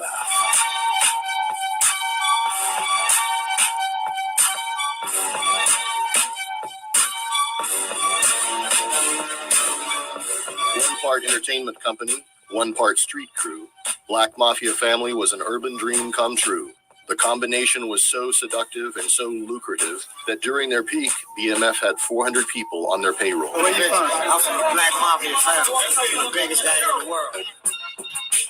It's cross-branding, right? You got the music, and you've got the product, and you've got the women, and you've got the image. All these things are kind of playing off one another. If you're talking about music, if you're talking about the drug trade in those days, Everything was connected with BMF. That name just kept coming up over and over again. The mystique just built over and over again.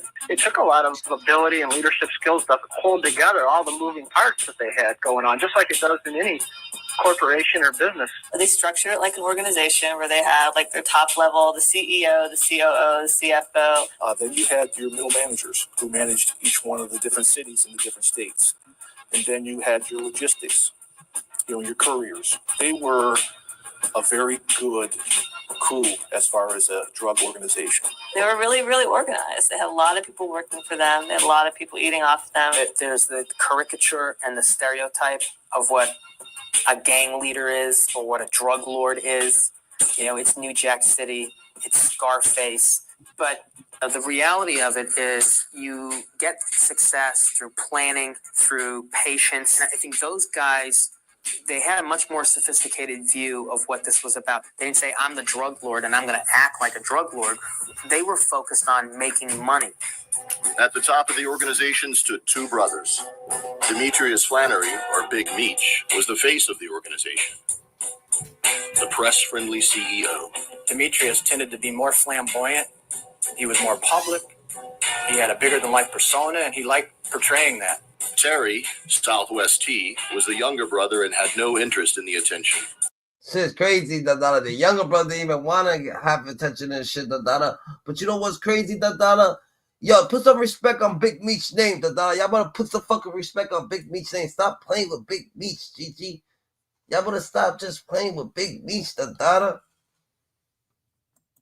Seldom seen, he was the architect of the operation, the planner, the mastermind. Terry was understated, very protective, and very shrewd. Terry, on the other hand, was a businessman, was every bit as influential and competent as Demetrius, but tended to like to try to fly under the radar and stay low-key and low-profile a little more. Terry was the quiet one. Terry was the brains behind it. He enjoyed his lifestyle. He ran it more like a business than maybe a family. Hey, happy holiday to y'all, man. What y'all got up for the holiday? Man, I'm trying to get everything together before next month kick in, man. And I want to get your apartment cleaned out. I was just coming up with a plan, but I need you. I need you to make... I don't like fucking with Arnold. I'm going to have to go with Arnold. No choice. I don't got a number on him, I'm going to tell the call you. That's who you fucking with. Oh, okay, then. Now, quit doing what you want to do what I tell you to do. Yes, sir. Yes, sir. Arnold call you. All right. Everybody moved like brothers, and then everybody from different places. Milwaukee, St. Louis, Detroit, Texas, Atlanta, Cali. You know what I'm saying? Florida. We got people from everywhere, and everybody move as one. Everybody is prospering in some kind of way, in their own way. Every man plays his own role, and everything starts with the leader. I'm a good leader, so I got good people that follow. You know what I'm saying? It's simple.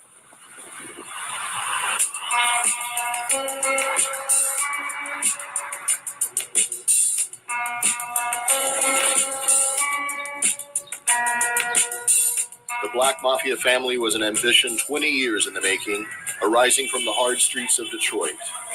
Meech and Terry got into the drug game for one simple reason. They no longer wanted to be poor. 20 years in the making. Remember the 20 years in the making, That's just what it is. By the late 80s, Meech and Terry led a small drug ring, peddling crack cocaine at local high schools. And that's not to say that everyone who lives in these neighborhoods buys into a criminal. Yeah, I think this dude, don't know what he's doing, You think that this dude's, he ain't playing a part, Nah, this dude knows what he's doing, These dudes is different. A lifestyle. But in a lot of these neighborhoods where money's scarce, opportunity is scarce, most of those people, if you called them on it and said, how can you allow this stuff to happen right outside of your home? Most of them would turn around and say to you, well, how can you criticize me for this when I have nothing? Terry and Demetrius Flannery grew up in the hard-scrabble area of southwest Detroit, right up against the cities of Ecorse and River Rouge. Very blue-collar, tough area. And they grew up on a dead-end street, 1555 South Edsel, a gray, nondescript home at the end of the street. Meech had told me the gas would get turned off in the winter. They'd have no heat in it. And he watched his parents who worked have to struggle through that. I mean, he told me straight up, he's like, yeah, a job at McDonald's wasn't going to cut it. I learned that. There was another route for me. He's very unapologetic about that. You get the Flinteries back in the 80s, you get a couple guys who are kind of independent traffickers out there moving kilos and making a buck, but they don't have this monstrous organization and don't have the leadership skills and aren't as charismatic as they are in 2000. You have reached the Sprint voice mailbox of 6331. To leave a voice message, press 1 or just wait for the White boy. SOS, she left me in the jungle, man. It's the jungle out here, man. If you are satisfied with your message, press 1. The Flintery brothers were on DEA's and IRS's and other law enforcement agencies' radar for quite some time. The Detroit DEA, headed by case agent Bob Bell, had been investigating another drug trafficking crew called the Puritan Avenue Boys. In fact, Demetrius Flintery was arrested along with a Colombian in Detroit back in 1994. However, there wasn't enough evidence to charge him. So there was information out there for years about the legend and the prowess of the Flintery brothers. They had become too big and too prolific and needed to be investigated.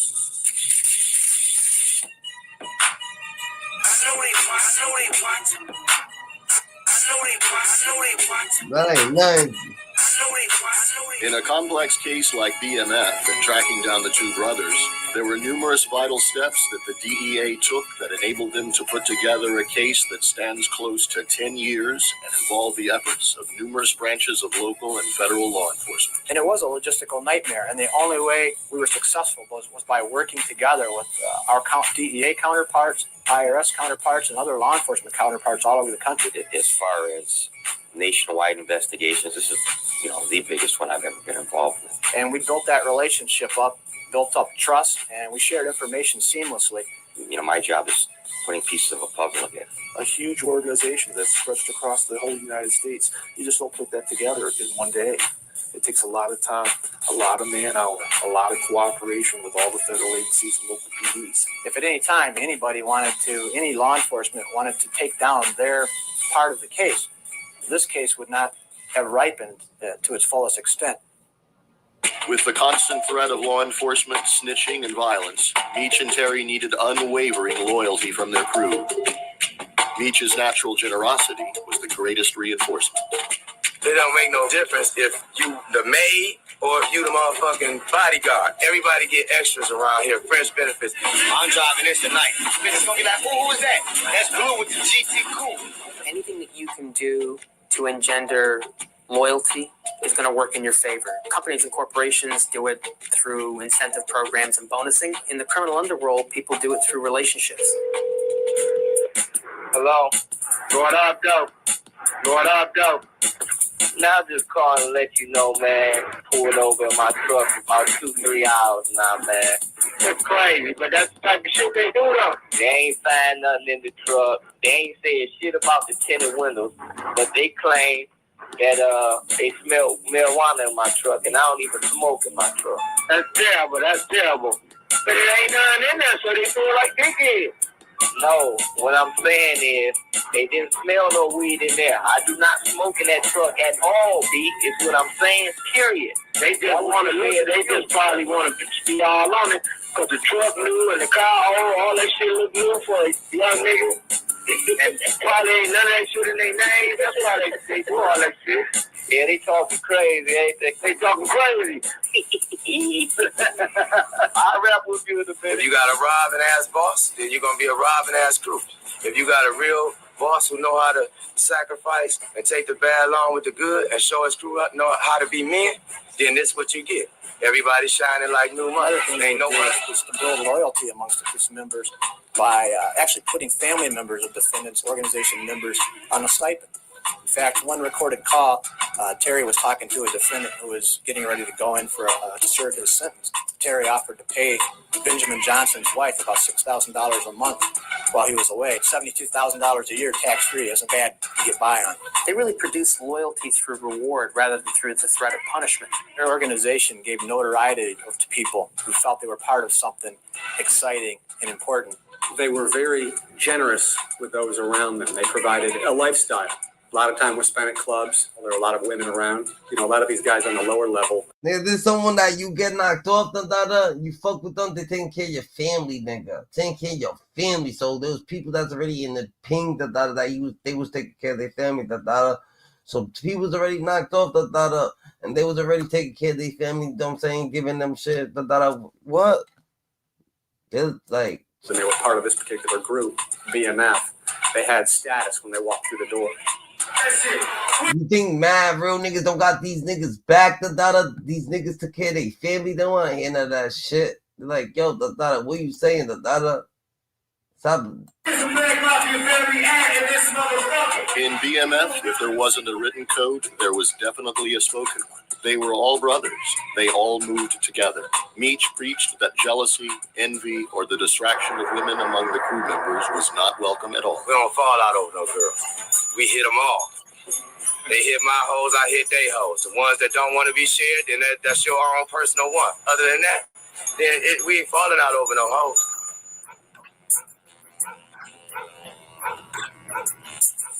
From the onset, Meech and Terry proved to be resourceful business partners capable of capitalizing on every opportunity.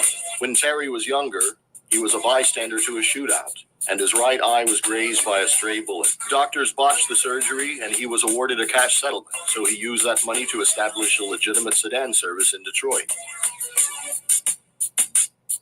The sedan service not only provided a legitimate front to wash the drug money, it provided a discreet method to transport large quantities of drugs. But that actually became sort of the skeleton of much more advanced fleet of vehicles that would eventually move thousands of kilos of cocaine across the country. Yeah. Hey, Bob, did the black car just say it? No, the black car, no, it's not, but the gray one left yesterday. All right, that's good. Ask Lou, do they want to go home or do they want to get in the black car when they get there?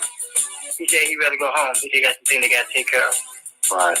I got him to go home. I have Papa take care of. Prior to the PA Boys takedown, law enforcement had perceived the brothers as mid-level traffickers, small-time players in a much larger stage. In the mid-90s, these guys are at times delivering $200,000-$300,000 to individuals who are sending that money down to St. Louis and onto Colombian sources. That's who they are. But as the DEA started to build contacts and sources, an entirely new image was coming to light. What happens is in December of 2003, early 2004, Bob Bell, the other DEA agents, start contacting their sources to try and get as much information as they can on the Flannery brothers. Now they start hearing stories about how Terry's got a mansion out in California, Meech has got places down in Atlanta, they're driving all these high-end vehicles. That's what you're hearing from sources. For years, Terry and Demetrius Flannery attempted to live like ghosts. Going back probably 10 years worth of income tax return records, there were no records of them ever having filed.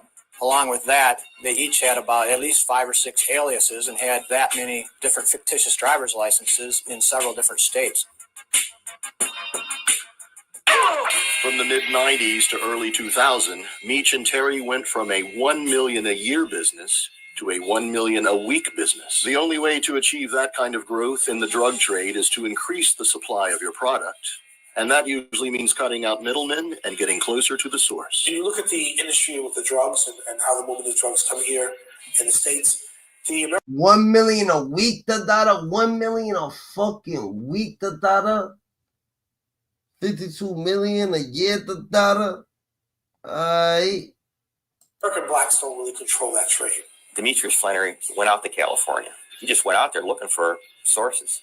He hooked up with one of the co-defendants, Wayne Joyner, California guy who knew some Mexicans. Meech and Terry may never have risen above middle-class dealers had they not met Wayne Joyner. He became one of the Flannery brothers' key people. Wayne Joyner was a drug trafficker from California who had good connections. He knew guys who could do houses. He knew the car guys. He knew the Mexicans.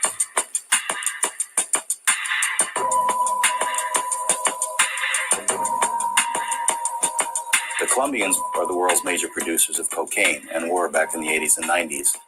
But when the DEA started to really hammer the cartel's transportation through the United States, in the Caribbean and Florida, then the Mexican trafficking routes became more important, and they started paying the Mexican traffickers to take the cocaine into the United States through Mexico. Eventually, the Mexican cartels took over all the transporting of the cocaine and getting it into the United States, about 90% of all the cocaine.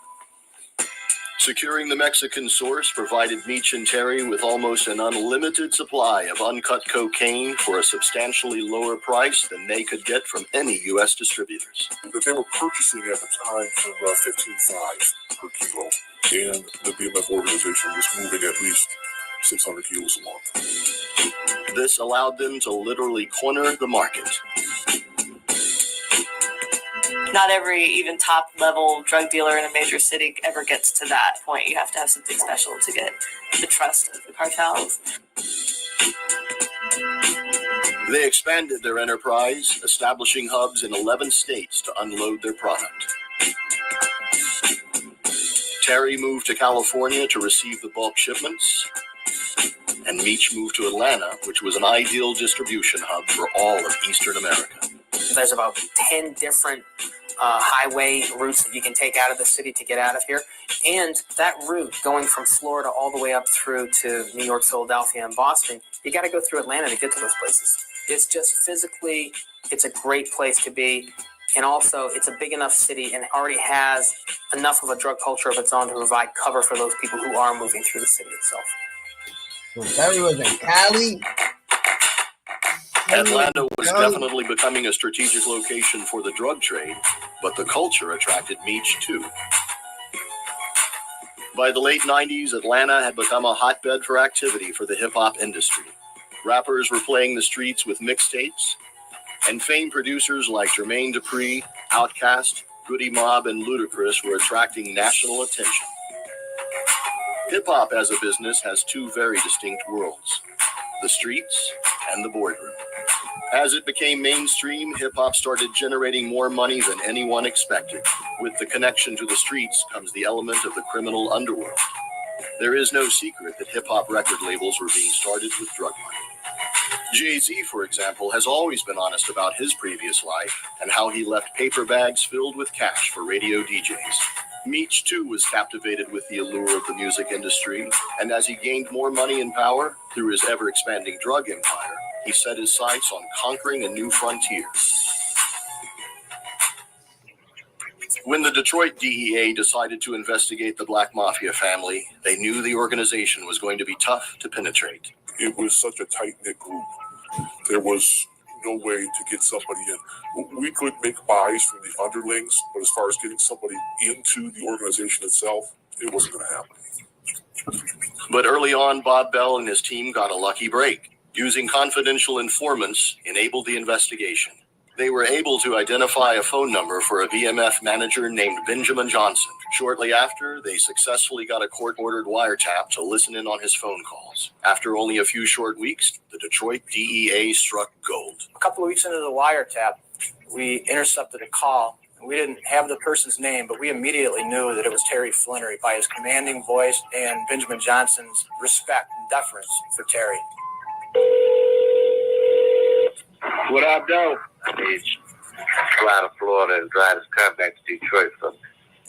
Okay, when you need me to do that, sir? As soon as possible. Okay, that's not Fly out, white boy. Yes, sir. You gotta drive this car like you got some sense, because a hurricane gonna come that way. Okay.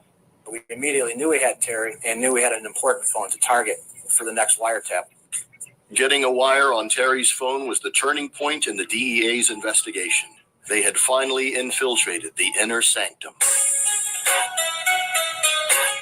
For Meech and Terry to successfully run a nationwide trafficking organization, they needed to establish a protective infrastructure.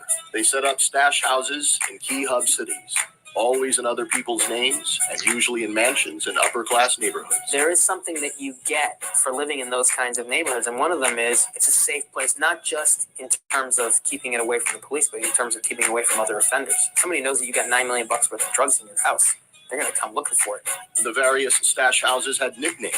There was the Elevator, the Gate, the White House, And then there was the infamous Space Mountain, the modern multi-million-dollar enclave that had a perfect wraparound driveway for limos to deliver 200 kilograms of cocaine, located in the heart of Buckhead, the wealthiest neighborhood in Atlanta. Buckhead residents are snooty. They don't like outsiders, but how a large national black organization managed to, with the flash and the bling and the rims and the cars and the girls, how they managed to do this and nobody complained in a neighborhood where they complain if your dog walks on your curb. Even the day we took everything down, we had more people on our backs about that. We were making noise. But it was like, we made noise, but they never complained about him. In charge of the stash house was J-Bo Brown, Meech's second in command. J-Bo was really just kind of being the general manager of BMF. He would be like at the stash houses when the drugs would arrive. Like Meech would never be in the same room with drugs or anything like that. So it's almost like doing some of the dirty work that Meech really couldn't do or wouldn't do. So he was the guy who was really just running the ships for him. Another innovation that the two brothers used, which was not all too uncommon, was sophisticated traps in their vehicles to hide the cocaine and the money as they moved city to city. You have cars like this, and they want to build secret compartments. How does that work? You have people that sell jewelry for a living. They need to carry around their products. They need to carry around money. Sometimes they have weapons for their personal protection. It varies according to what you want to put into the vehicle. Basically, in a vehicle like this, we could take this entire area. We could take that carpet and we can cut it. We can reattach it to a piece of aluminum and bolt that to a welded enclosure under the vehicle. Then we can make that piece pop open. We can make it motorized up. We can make it airtight. We can make it waterproof. We can make it however you want it, and it would look like there's nothing there. You could take this vehicle back to GM, and they wouldn't even know it was there. They had a Lincoln limo. They had about $1 million in a secret compartment, and no one was able to find this money until 2 years later. They can be built that sophisticated. Yeah. Every vehicle was a moving trap. They were amazing. I had to admire their ingenuity.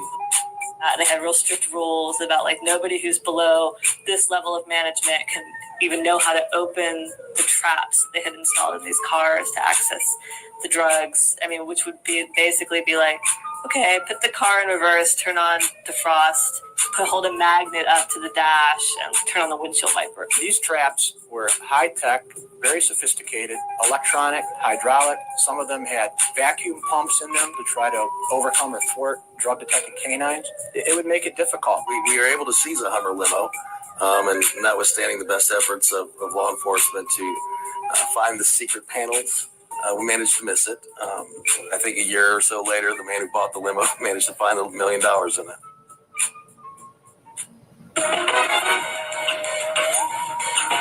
On a trip to LA in 1999, Meech's dream of breaking into the music industry became possible when he was introduced to a young, aspiring artist named Verima McKnight, who was rapping under the name Blue Da Vinci.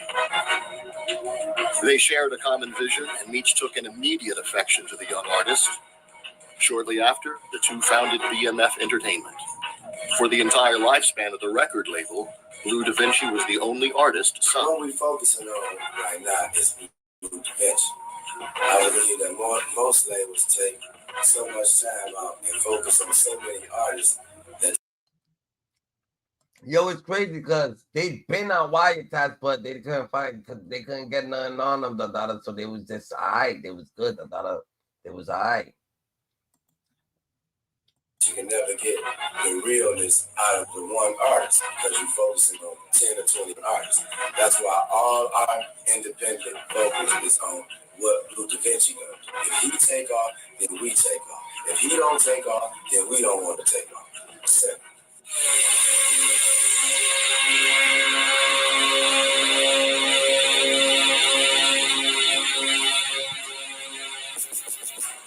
The business that they chose to hide behind, to use as cover, was also an industry that was critical for improving their reputation and providing them with the social capital that they needed. And it created loyalty, it created a mystique, it created interest, and it provided a fantastic cover for them.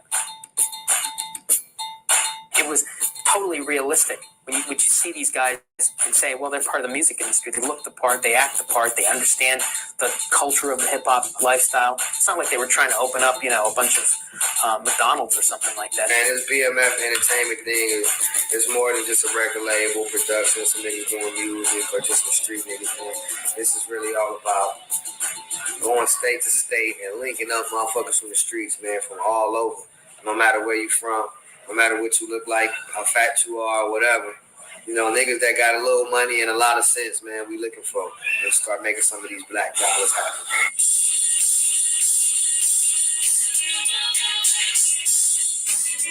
One of Big Meech's biggest self-proclaimed legacies was that he unified gangs from all over the country.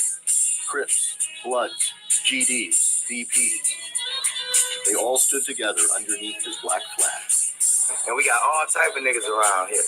It's short niggas, tall niggas, bald niggas, light skin, dark skin, braids, dreads, fat, whatever you want. We do it all. We don't discriminate.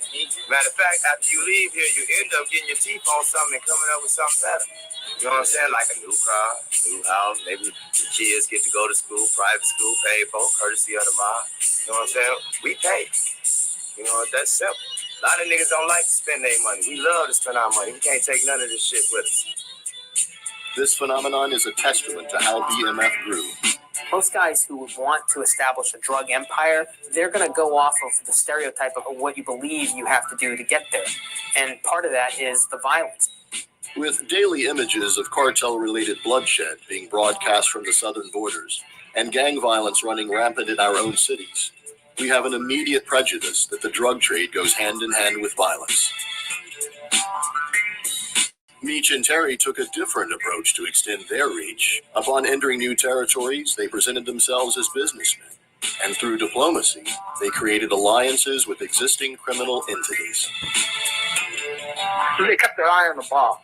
Because, you get enough bodies laying around, and law enforcement attention is going to come your way probably faster than when there's not that type of activity. In a way, that's what made them so successful, because they never engaged in a lot of violence, so that the attention was never drawn to them in the way that it might be to another group of people. As much as Meech was a natural negotiator, the bottom line was probably the most persuasive element in BMF's success. With their vast supply, the brothers offered kilos of coke for only $17,000, $2,000 to $3,000 less than their competitors.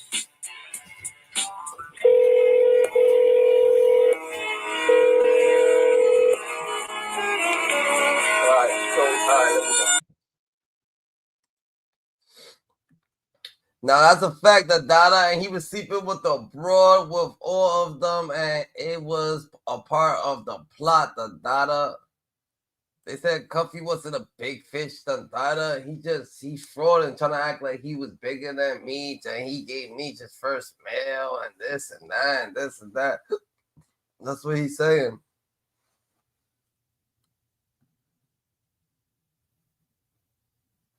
To make it look like Meech was in cahoots, too, because distrust between the family, the Dada. That's what they are, the Dada, that's what they are. Hello? Uncle Duty, wrong phone. Huh? Wrong phone, what up, though? What up? Hey, you ain't gave the new chip to the new phone? What's this fucking phone? My new check, which one? The last one I got? The new chip. Which one's the phone that I get? Oh, yeah, I still got it. No, he ain't give it to me. He said he couldn't get a hold of Doug or some bullshit, and I had to leave. You got the old phone? Yeah.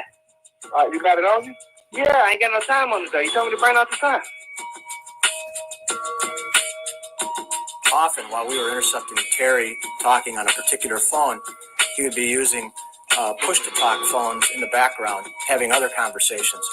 So he had multiple phones going at any one time, and then, of course, had a reserve of phones for him and his organization members.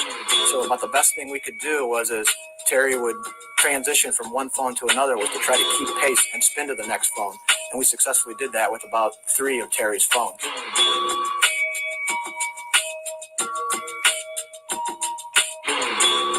The DEA sat back and listened for 5 months as Terry laid out the foundations of their investigation. It is from this monitoring that we're able to find out information about the participants or co-conspirators. We're also able to determine whether or not there is any drug activity taking place. We were able to listen to Terry direct the driver to take some kilograms of coke down to Louisville, Kentucky for distribution. That aided us in conducting a traffic stop and seizing 10 kilos in that particular load vehicle. This case could have ended with the wiretap on Terry's phone. DEA had him directing a guy to take the dope down south. They intercepted that car, got the dope, but there was a decision made. DEA, IRS, and with the blessings of the prosecutor's office, we're going to take it as far as we can go. We're going to identify all the members of this organization. We're going to identify all the people who are helping them launder their money. And that's what happened. Over the course of 5 months, the DEA compiled over 900 pages of transcripts from Terry's phone calls, but there was not one phone call between Terry and Meech. Terry used to like to delete. And they wasn't smart, but there's not one phone call between Terry and Meech. Let's get right. The 50 is attacking Meech because he knows, due to his transitional period from the halfway house, he knows Meech can't respond because he knows they will violate him. Oh, Big Meech, Big Meech can't respond now, because he's in the halfway house, but he'll be back, but he'll be out here, and he can speak, he'll be able to speak like he wants, and he can do what he wants, you know what I'm saying? They trying to trick him out of his position, but he could, he ain't trying to be on that time, you heard? 50 is basically kicking Meech while he's down, and reconstitute his kilograms, stretching the number of kilograms to increase his profits, while Meech's theory was don't sit on it, move it, and he enjoyed a reputation of distributing very pure kilograms. So on the street, Terry's cocaine was referred to as Moet, not bad champagne, but Meech's is referred to as Cristal, top shelf champagne. A couple of months before we initiated our wiretap in April of 2004, while Demetrius was on house arrest down in the Atlanta area, his underboss, Chad Brown, was going around talking to Terry's customers saying, Terry's dope is no good. He dilutes it. It's poor quality. You should be buying dope from Demetrius and our side. That upset Terry very much. So Terry took a group of individuals and confronted Chad Brown in a house that was full of girls, his friends, and embarrassed him, and was screaming and yelling, waving the gun around, accusing him of attacking Terry's livelihood. Demetrius believed that Terry should have had that conversation with him out of loyalty for his side of the organization. He said, Terry may be my brother, but we're done. And it probably was the reason that we were unable to identify a phone for Demetrius and never successfully intercepted any of his phone calls. We coming in at the top of the game. We got all the cars we want. That's crazy. So they been on fucking, and y'all keep on blaming Big Meech, saying, oh, it's Big Meech's fault. Yo, it's Big Meech's fault. Big Meech got Terry involved in this. That's why he took the fault. This is that. Nah, he took the fault. Yo, they couldn't really even ping a fucking a phone for this dude. It's crazy, bro. That's crazy. Terry been on wiretaps, but not Big Meech. All the houses we want, all the clothes we want, all the jewelry we want, and all the hoes we want. We don't need nothing else but to make good music. By 2004, Meech had solidified himself as a public figure. He was actively sponsoring young rappers in and around Atlanta. His father was a musician, surrounded himself with musicians. I think that he had a genuine love of... Wrote a carpet out, Big Meech is back, They said wrote a red carpet out. Every hood in America wrote a red carpet out for Big Meech, He's out, you heard? The rap scene in Atlanta in particular, which was blowing up in a big way at the time, in large part thanks to his willingness to sort of sponsor rappers. He really did think that if he could get one big break on his record label, that he might be able to stop with the illegal stuff. Maybe that's not reality, but that's what he said. Meech pumped excessive amounts of money into Blue's hip-hop career, believing that his financial backing could launch a young rapper into stardom. At a time when most record labels were faltering and budgets for music videos were being trimmed, Meech spent a little over $500,000 on a little-known track, We're Still Here.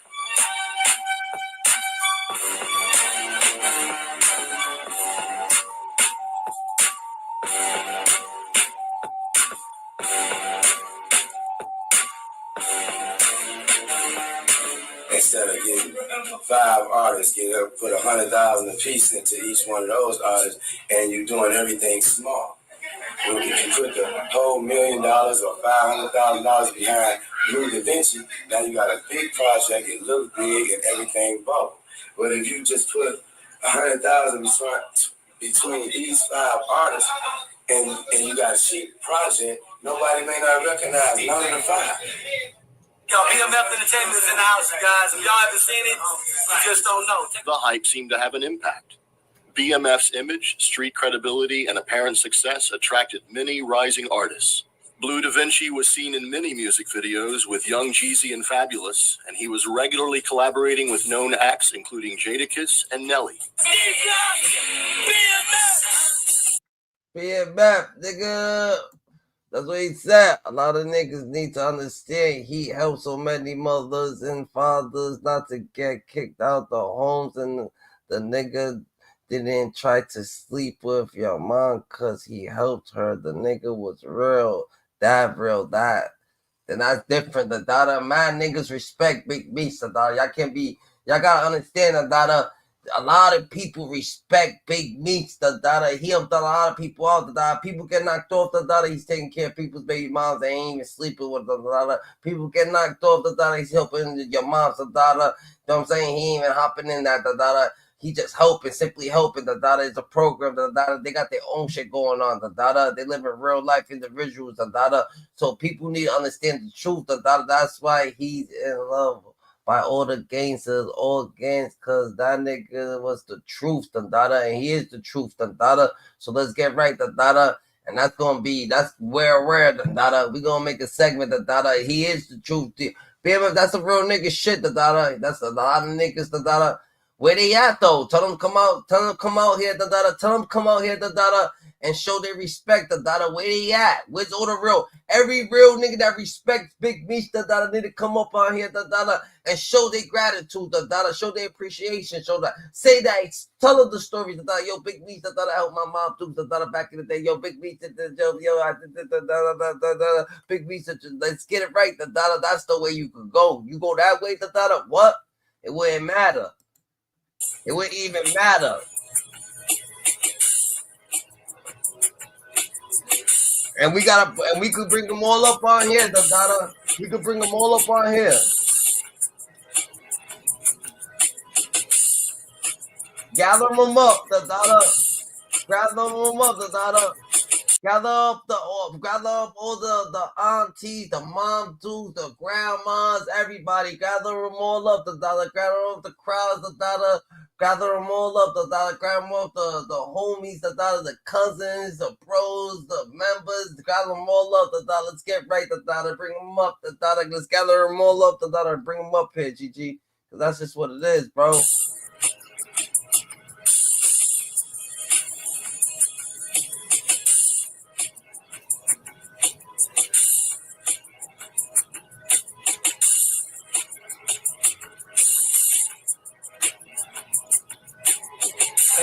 It's a real movement going on right here. Young Blue Da Vinci, Young Jeezy, Baby D, and the rest of the motherfuckers that roll with the BMF Entertainment Squadron. There was an intercepted call between Terry Flannery and his sister, and Terry poured his heart out to his sister. He was very frustrated with Demetrius, very angry over their split. He was very concerned that Demetrius's flamboyant lifestyle was going to cause law enforcement to identify what they were doing and bring heat on the whole organization and bring them down. The irony of it was that Terry's calls were being intercepted by DEA. How you doing today, son? What up? I still feel like I'm on. Look at, they don't know nothing about Big Meech yet, the daughter, and this thing is over here on a wiretap, the daughter. Terry's on a wiretap, fucking mentioning him. Oh, Big Meech doing this, Big Meech is doing that, like talking on the fucking phone, the daughter. Why are you talking on the phone, the daughter? And they didn't even know. They're like, yo, who's Big Meech? So we gonna have to find out who this nigga is, the daughter. Damn, we thought Big Meech was the one. I mean, we thought Terry was the one. We thought Big Meech put Terry that got. Big Meech was the one flamboyant. The daughter got Terry hemmed up. It seemed like Terry was the one on the wiretap, GG. On a tight tag, like when you got pulled over, you gave me your real name. I gave him everything, and you know what he gave me a problem about? That kid. What's that? About over there. About that other situation. Yeah, that's what they said. They sent the people to the house about that. Yeah, because he went real crazy over that, too. But he was mad because he couldn't find nothing. That's why he did that, too. All right, so I know what to do for that. Okay, thank you, sir. All right.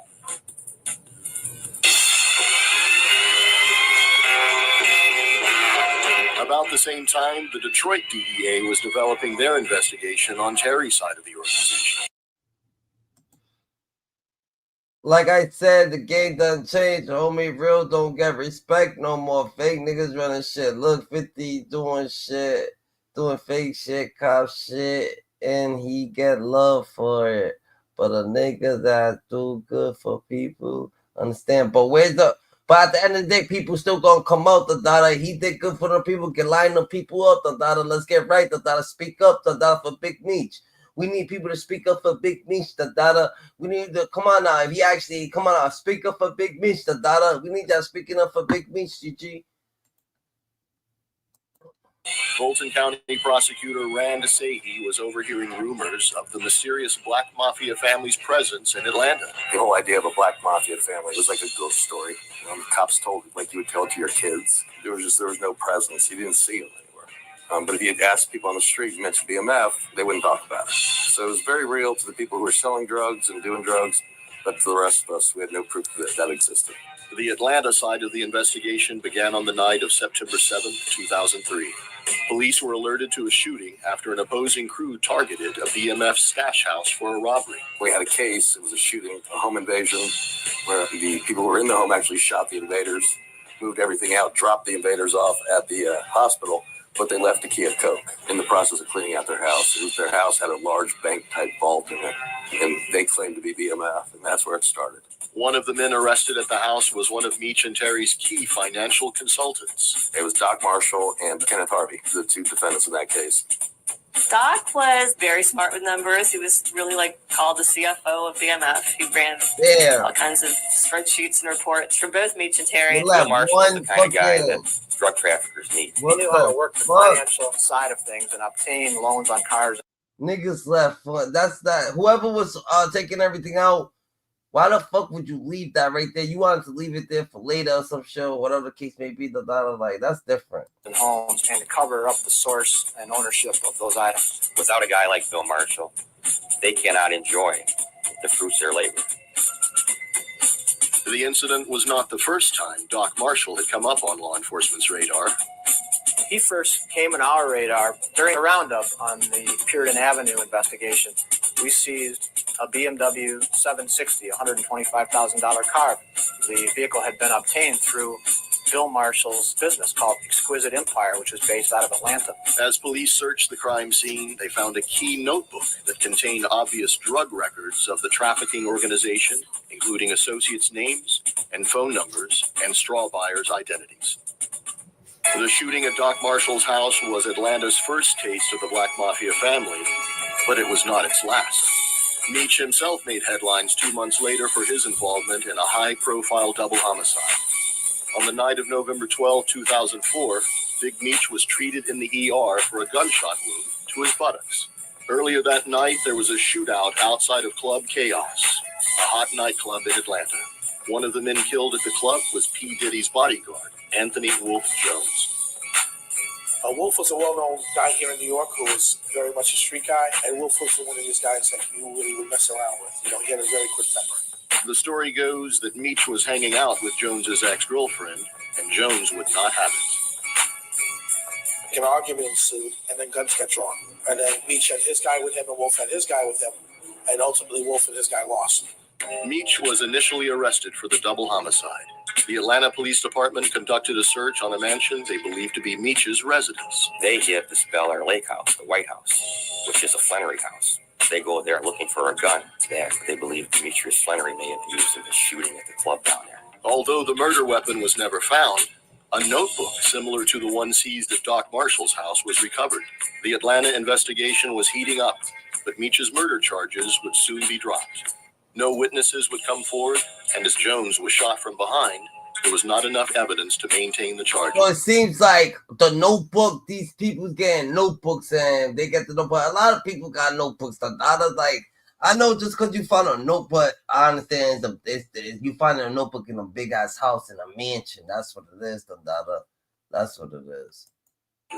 It was a justified shoot. No matter how bad everybody wanted to get Meech, that was one where the evidence pointed to the fact that they were defending themselves. Jones stepped out of line.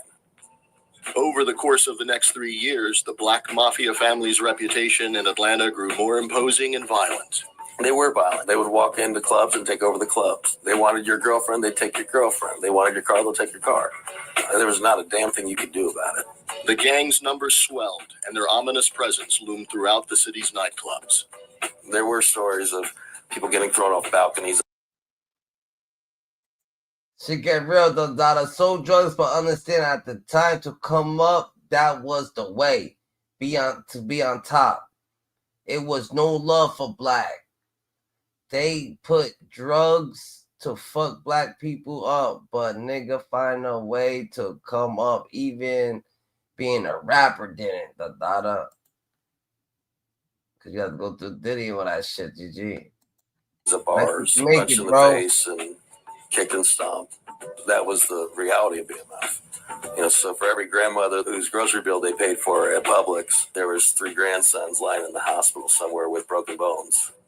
Atlanta had become a battleground, and the violence seemed to swirl around BMF and its associates. Often it was impulsive and senseless, but at times the motives were far more menacing.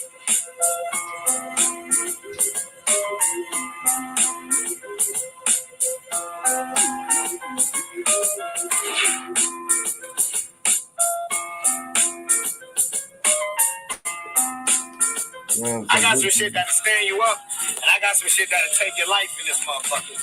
Nigga, that's that 357, nigga, that Trey Pound, nigga, Magnum, nigga, with a lot of gunpowder behind each shot. That's that shit that's gonna blow you about 4 feet back, nigga. I only got 6 of these shots. I only need 1.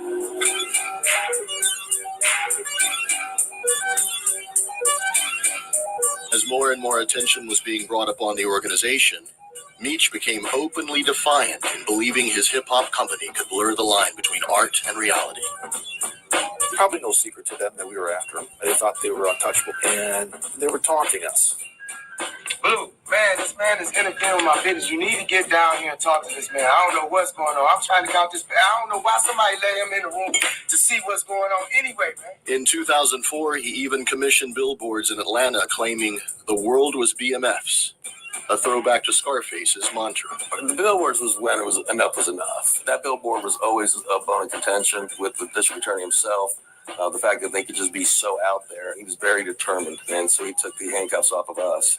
Meech was put under constant surveillance, and an Atlanta-based task force was assigned to topple the family. They used similar strategies of the Detroit DEA and got a wiretap on a low-level dealer. Once the wires were running, they were manned 24/7. I don't believe that we ever came off of them. And then a lot of the agents, Chick Cook, Mike Hannon, these guys would come in when they weren't scheduled, just to go back through and review. They put the case together. Meech fell in love with Atlanta, the daughter. He had to keep moving, the daughter. He had to keep moving, keep doing what he's doing, the daughter. He made it his home, the daughter. He had to keep booming. He would have just disappeared. I'll be back. He would have been good. Their diligence paid off, and they were able to spin up several times, all the way up to a high-level BMF manager favored by Big Meech himself. They would watch The Wire on HBO, and they would talk about it. we'd sit there white-knuckled, the episodes where they would throw all the burners away, and they would talk about, good things these idiots down here don't know how to wiretap. Or, or they get paranoid, go, let's just text. Or they say, call me on this number. Talk about, kilos of cocaine, be like, hey, did you pick up the trees? I got 50 trees sitting in my car. They gave us a blueprint of what they were going to do every time.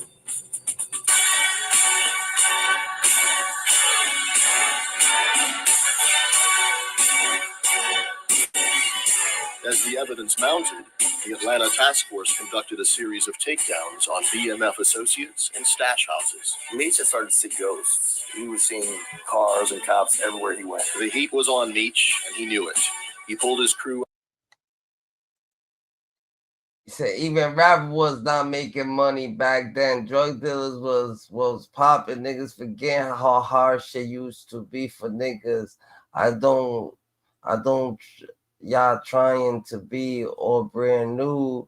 I'm still old school. Nah, I feel it. That's a fact. That's a fact. And niggas made it. And whoever made it, if you made it, salute to you for making it, because a lot of people might not have made it, and a lot of people didn't make it. And you still might not make it, but you made it, we here, and you from that, you made it from there, that's what it is, you transition, it's all good, people don't gotta hate, that's what it is, once a person starts transitioning, and the person ain't moving the same, and the person ain't, bro, go do, if you wanna go do that, go do that. Don't tell me, don't tell Meech what he's doing, how he's living, what's going on with him, If that's what you want, you go do what Meech used to do. And you become on Meech level and you go through whatever Meech went through and you stay down and you stay firm and you do what you doing, I'm saying, don't put him in your lifestyle, don't make him be whatever. He's not. Your life is your life. His life is his life. His life is he's transitioning. People want to hate because he's not hopping in the car no more. Just to flock with you no more. He's not around just to say what's up no more. He's not around. You know what I'm saying? So people's like, oh yeah, he did this. That's not why he's not around. Nigga, bro, the nigga been through a lot. So he's doing what he's doing. That's just what it is. Out of Atlanta and headed toward Miami. He had a female assistant, Yogi. She disappeared first. Once she disappeared, we knew that this was in the wind, so we decided to do it all at once. He was ordering everybody out. And whoever needs to be big, then you be the biggest one. You go and you make your name big. Whoever your name is, whatever it is, you make your name as big as Meech's or as big as 50's or as big as Ross or as big as these people. Go make your name as big as them people, and then you know what I'm saying. You got it, You heard? That's what it is. That's what you want to do. If that's what your goals is. Scrambling. It was almost anticlimactic. There was no arrest. We hit all the houses and everybody was gone. Meech had adhered to a strict doctrine. Never talk on the phone. Never be around the drugs or the money. Never put anything in your own name. He thought this code would insulate himself from law enforcement, but now he found himself on the run. A lot of times, the dope never touches the hands of your top level guys. So sometimes the way to link them to that dope is to follow the money back to them. The $1 million choice, man, from state to state, man. We really doing it. Large sums of cash. Well, where's that coming from?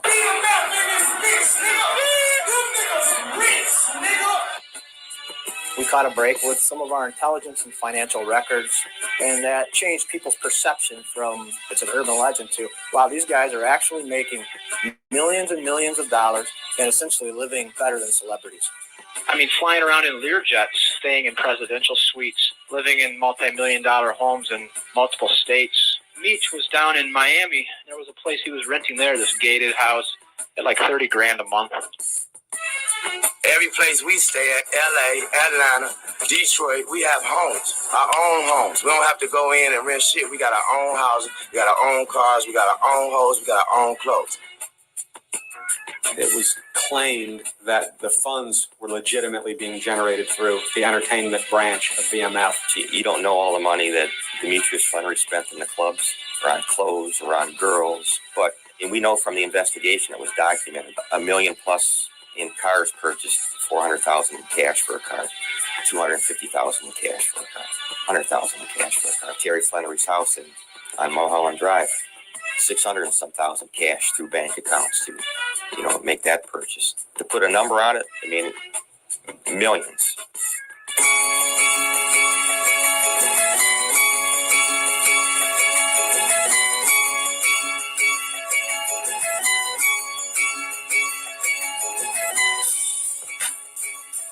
They felt that on the business side of things with the music, that's seen as so legitimate that it.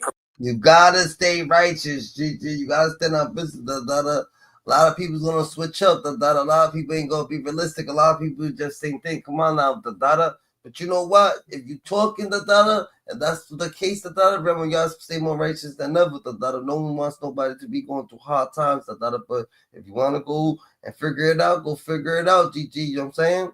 Go be a big Meech, provides cover for all of these expenditures that you're engaging in. Meech had a fleet of luxury cars fit for a sultan.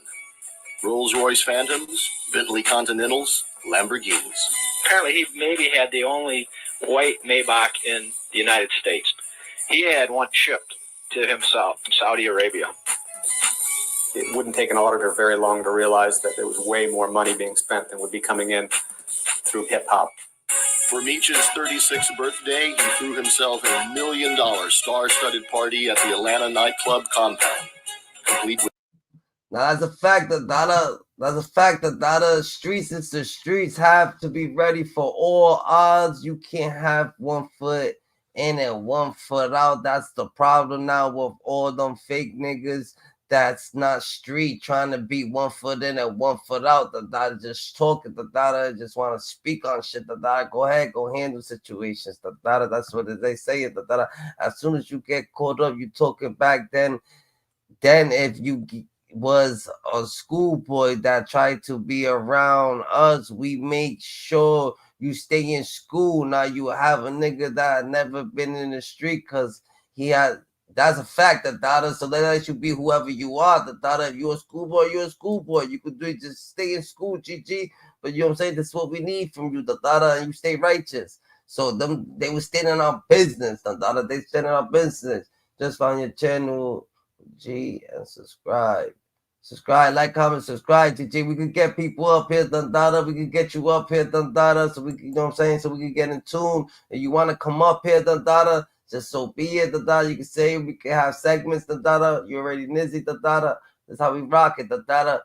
BMF type shit, the Dada. Everybody's hating on Big Meech, but Big Meech, the Dada, he's still solid. He took care of people that was knocked off. He took care of people's family. He took care of people's girls. He took care of people this and never nothing in return. The Dada never asked for nothing in return. The Dada just was aware of what they put into the acknowledgement. The Dada, he gave people what they was worth. The Dada. With champagne fountains and live exotic animals. That's the part of him I really like. The Meech of the jungle. So that's where him and 50 Cent is clashing at the Dada, cause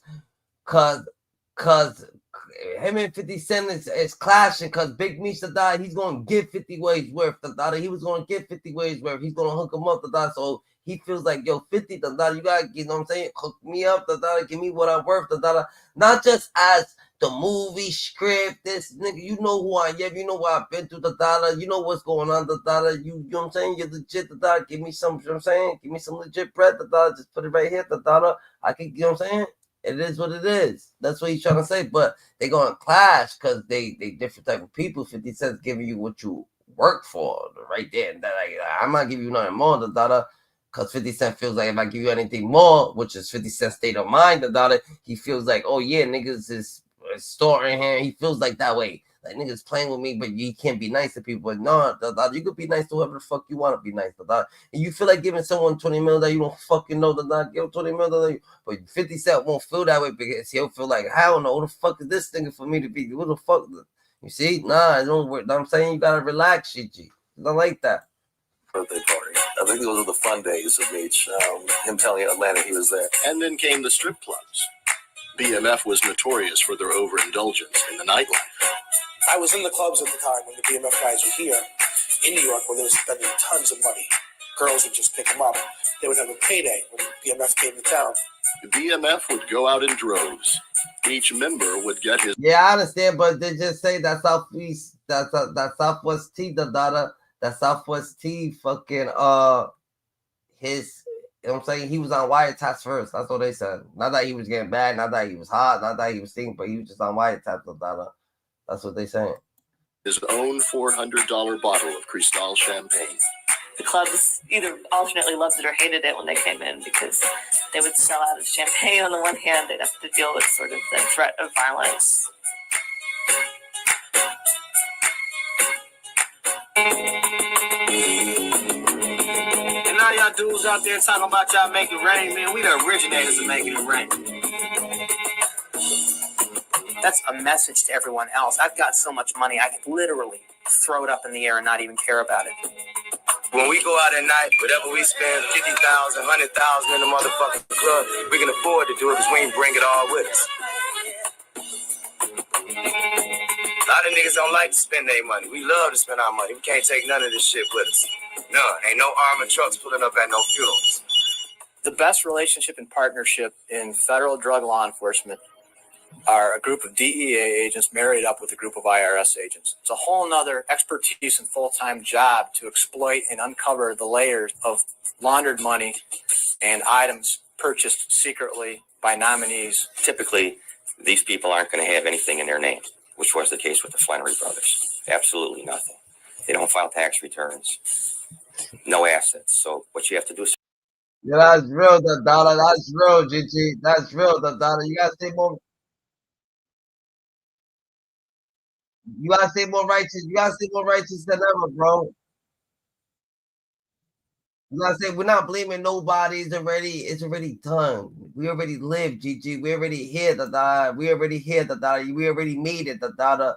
I'm saying that's the past, the dollar. But what it is, the dollar, it just gets to this when all this shit get out. But you know what, Big Meech, the dollar, he was a real one, the dollar. He was a real one, the dollar. He took care of a lot of families, the dollar. He put a lot of people in positions to see some shit. And he gave a lot of people hope, the dollar, because people wouldn't ever believe, the dollar, that they could see the money. It's like you can't believe that you can make this money, the dollar. Like you won't believe it until you see it, and he just gave it to you like it's nothing, the dollar, and said, yo, that's just what it is. It ain't nothing, the dollar. You see that? You can go get it. Yeah, it's yours.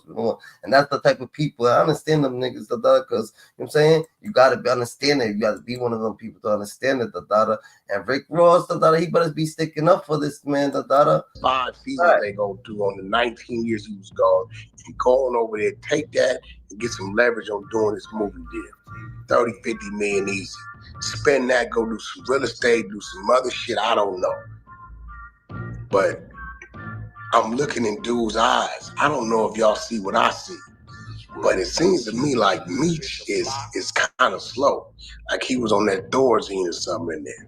That hound dog. Like, bro, that's just how he did time, the dollar. Whack 100 always trying to fucking say some shit, the dollar. Like he was on that Thorazine in there. Like the nigga is straight, the dollar. What are you talking about? You can't run an organization that he was running, the dollar. So don't even speak, the dollar. Like, you know what I'm saying? Your organization, his organization, it's his organization. You get put into position. He puts you in position. You know what I'm saying? Whack 100 gets put into position. You know what I'm saying? Big Meech puts you in position. And that's just what it is, the dollar. So we can't, and that's just logic, the dollar. That's what we wipe your hand at right there, the dollar. You know what I'm saying? That's just what it is. Good, that's why it's good. That's why so many niggas going to jail, because niggas don't understand the game is not for the weak ass niggas. You have to be real. One thing you could not steal and be too wild, the dollar. It is what it is, the dollar. And that's a fact, the dollar. You know what I'm saying? That's a fact. You got to understand how to have that switch. You know what I'm saying? And it's not for the weak, the dollar. You know what I'm saying? You could be a wild ass nigga, the dollar, but you got to know how it goes, the dollar. You're not going to be around here being, you know what I'm saying? And it is what it is. You know what I'm saying? Southwest T was beefing because each had their own way. They wanted to move in the streets. When making millions, you gotta stay low key. I salute Big Meech. He did feed a lot of people, fam. like he moving slow, like, you know what I'm saying? Like he moving slow. You know, it's crazy. You know, like he moving kind of slow, you know what I'm saying? You know, it's like now you stand over there with Ross, right? And Ross, his shit wasn't even strong enough. God damn, you gotta ask. Ross wasn't even strong enough to keep the motherfucking concert going, right? You done went over here, overplayed your hand on some groupie shit, on some straight groupie shit, and Ross wasn't even strong enough to keep the concert going. Not only could he keep the concert going, the nigga couldn't even keep an after party going at the office. I mean, nigga, you could have called me, I could have kept them doors open. God damn. Your decision making is poor. Who you was back then, you not that man today. Lil Meech, he gonna take the hit because he put in a lot of work to become who he was, and now he's a casualty. He's a casualty, guilty to association, affiliation. That is what it is. Do I blame 50 for doing what he's doing? Absolutely not. He's doing exactly what he say he's gonna do. You know what I'm saying? With war come casualties, and once you click it on, it's on. You know what I'm saying? Some people gonna get hit that shouldn't get hit, but sometimes it take the shouldn't to get to the should, and that's what it is. You know, I know the next move is try to do it up under T, because 50 controls those life rights. Them niggas can't touch them shits probably for 3 to 5 years, if not longer. It's on the shelf. Tammy Cowan, as I gotta give credit, Blue Da Vinci woke that up. He the one gave me that content in his living room at his house. And we was pushing it on social media, on Clubhouse. We was pushing it, and y'all didn't want to hear us. Well, you know, 50 got a bigger voice, bigger platform, now y'all see it. And, you know, he got her in her back pocket, and she's going to sit down and do a Survived R. Kelly style of program. And it ain't even the Cuffy situation, which it is, because it's going to bring some closure to, y'all know Cuffy out of St. Louis been telling the truth. We've had her daughter, actually is on a segment of the Honey Show YouTube channel. But we've been speaking about this. Yes, he will expose that, but where it's gonna get tricky is them niggas that sit in that federal penitentiary who got nabbed, who they say, nigga, you looking at 35, 40. Take this 20. And they took it because they took it. They didn't get their real discoveries to see who was in there, and it just said a CSI. When Tammy sit down and say, yeah, you also had me set up such and such from Alabama, and such from Kentucky, and such from Chicago, and them niggas be like, hold up, nigga, you who put up on me? That's when it's finna get bad. The BMF name will not be worth one copper nickel. And we all know that the nickel ain't copper, which means it will be non-existent.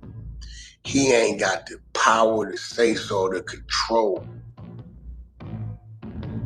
to stop the train. He don't have it.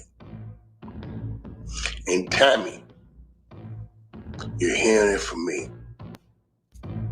We're rooting for you. We want you to be highly motivated. We want you to be encouraged, rested, makeup on fleek, hair popping. We want that lip glossing. You understand what I'm saying? Fifth, get her right. We need you to tell. We are dependent on you.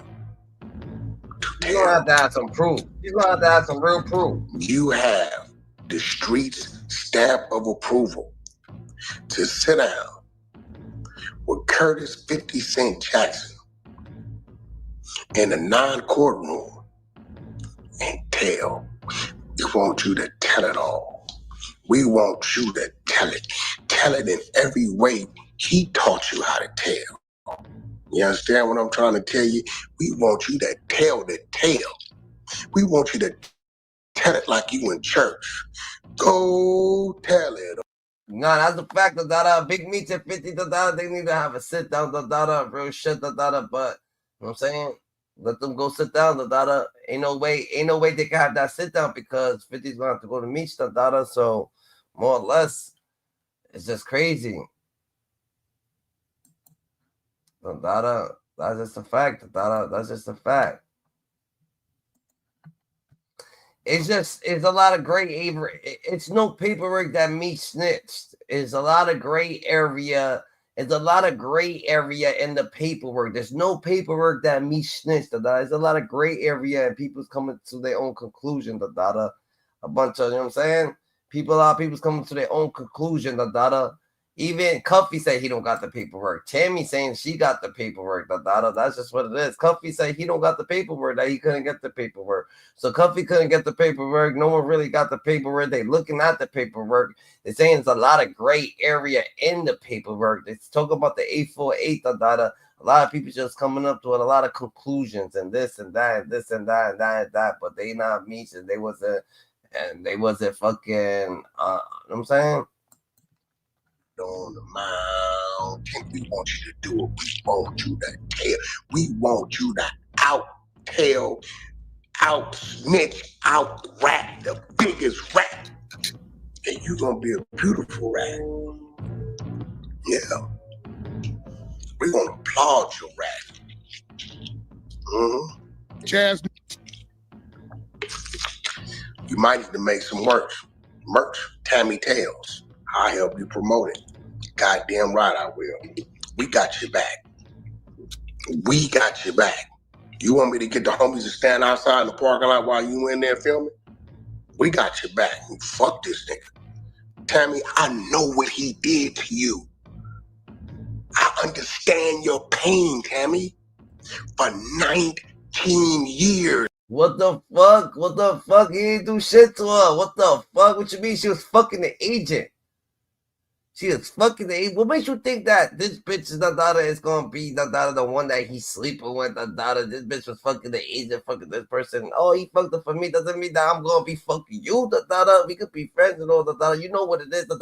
Bitch, you did it for the money, nigga. You rich. Everything you did, you got paid for. That's what you was doing it for. So you got it done. You know what I'm saying? Whack is just, you know what I'm saying, going way too far with this shit. Like, let's get right, let's get mad. Don't get all that imaginary shit out the window, when it comes down to some real shit, You know what I'm saying? She knows she was on a stroll, She fucked the whole clique thing, the whole gang. What makes you think that she was gonna be here, What you mean, What? You sat there. You follow his instructions. You work with the police by his instruction. Took a chance on your life. Cuffy ain't nothing to play with. Big Cuff ain't nothing to play with. But whack ain't the person. But whack ain't about to be over there. He could be on cuff side and shit like that. But you ain't gotta say, yo, fuck this. Like what the fuck? What the fuck's your problem? Whack You got personal issue with him. You mad? Yeah, whack You like what you mean? That's a serious situation. He's a humble man, but he's a respected man. Right? Put your life on the line, your integrity and self-respect, because you're a woman following the lead of your king. Big Meech was your king, Tammy. You went in the middle of drug deals and set with federal agents against. We understand that, but that Wack is an older dude, but Wack being an older dude, what you mean? Meech is older too, you gonna have to like, yo, like, what you saying? Well, you was all that fuck me shit, all that shit, like, what the fuck, nigga? Fuck you. Like, he wants to have an argument, Wack. Like, what the hell, So it's just like, all right, fuck me, then it's fuck you, whatever, I bet, whatever. We ain't doing that. Kingpins, real thugs, real gangsters, gotta get your motherfucking TV turned off. You did that for him. He said, baby, on with you is me and you. Well, I can't do that. The Meech and Tammy show. The Meech and Tammy show. Look, baby, I'm gonna sign over my rights. I'm letting you know how real it is. Just keep telling and get me out of here early.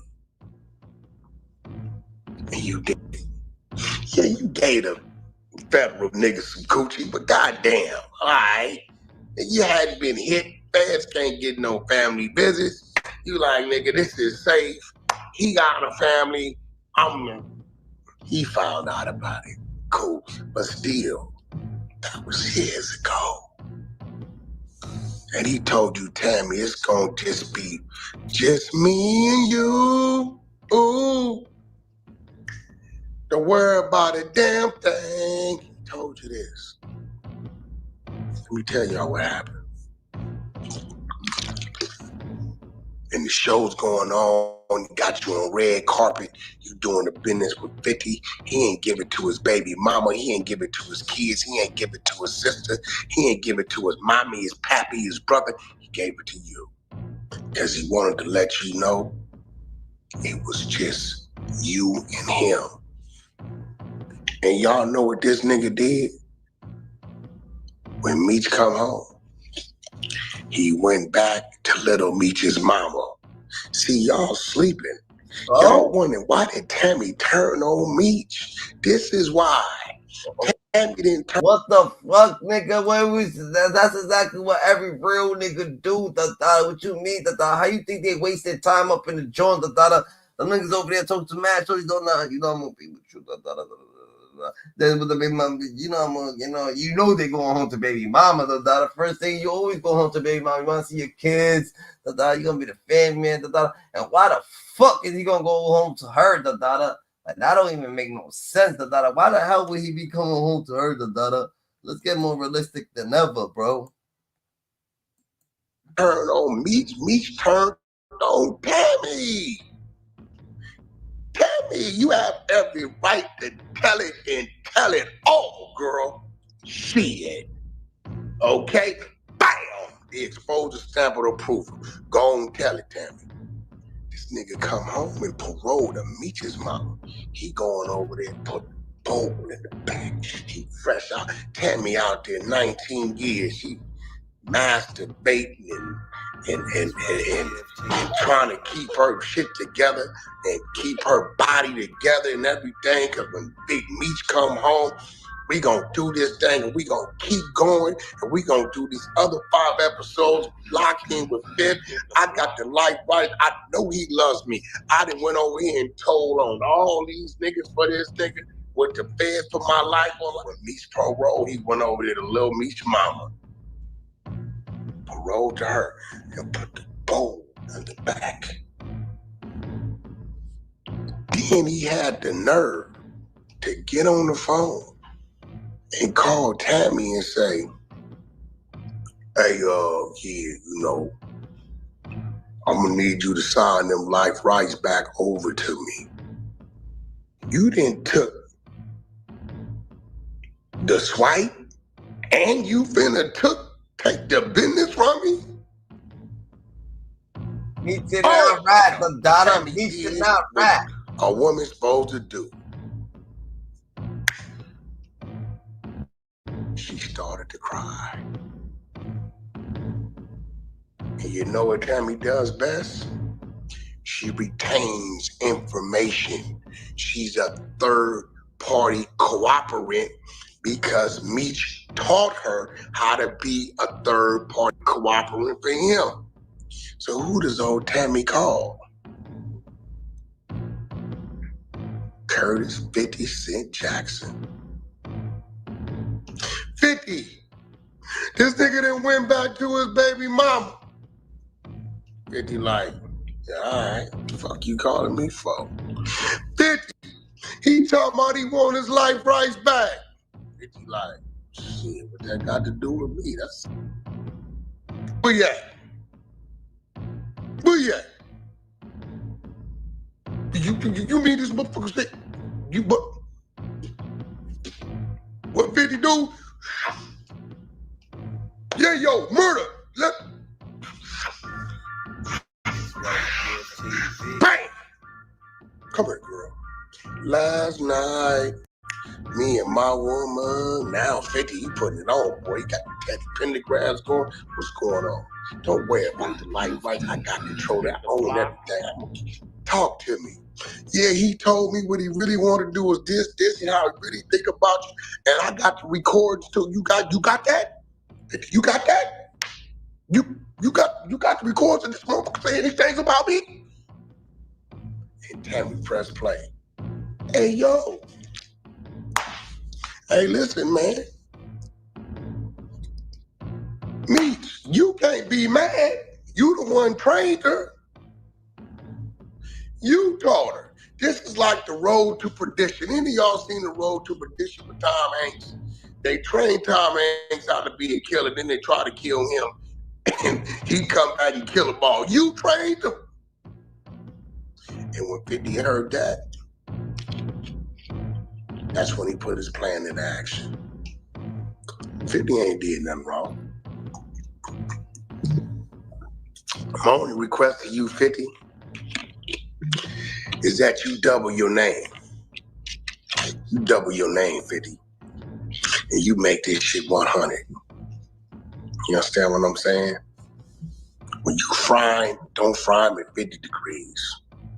Fry him at 100 or 150. Double it up, I add 100. Fry his ass up. Fry him.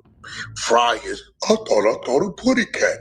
I did throw a putty cat ass up.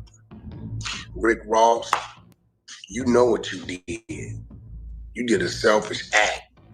You did what you did because you was attempting to antagonize 50, which meant you had no respect for Meech, knowing that he not in position you in and knowing how 50 was gonna react. So the least you could do is give old Meech at least 3 ring stops, homie. Give him mad so he be all right. That's the least you can do, homie. His son gonna be dead in the water.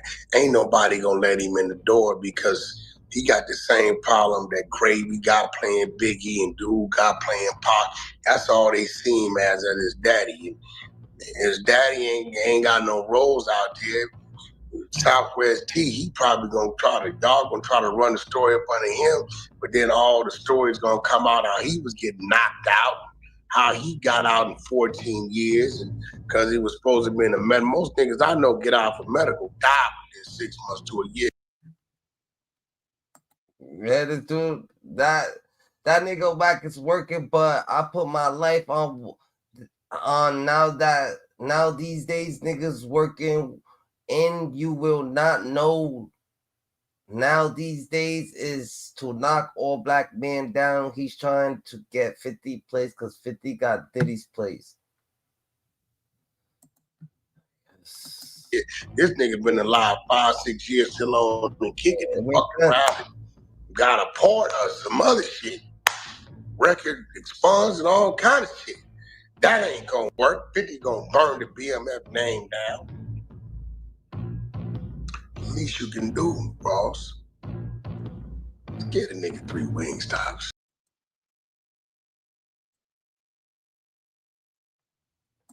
Man, Wack, you know, Wack's gonna, you know what I'm saying? Wack's gonna throw gasoline on it, because that's what Wack does. But, you know what I'm saying? Wack he be having some facts in it, but you know what he does with the facts, he be throwing his sauce on it.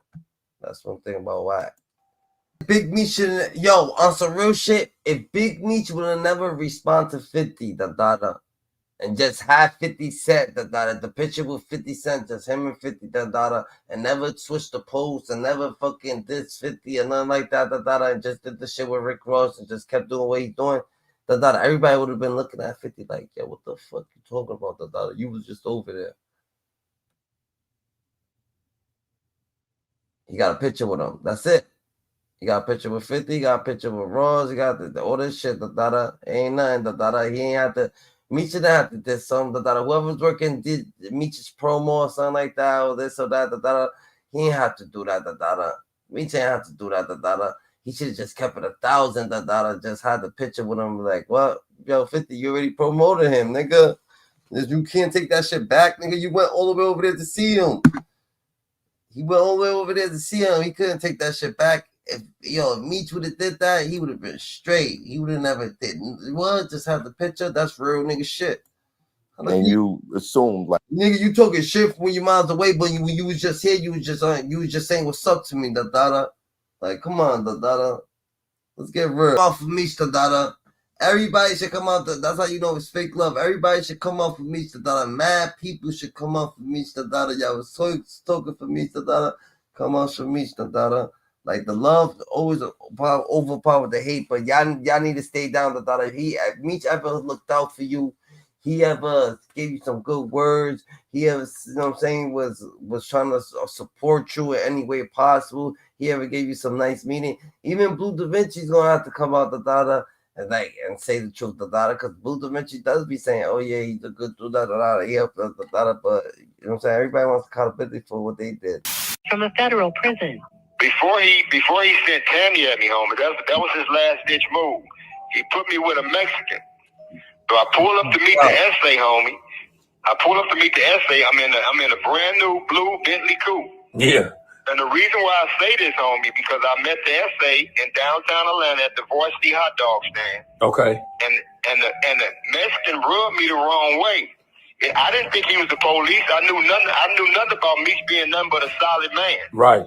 But the Mexican got to talking about, yo, man, is the car paid for, and you can trade the car for drugs, and whoop-de-whoop-de-whoop, right? Yeah.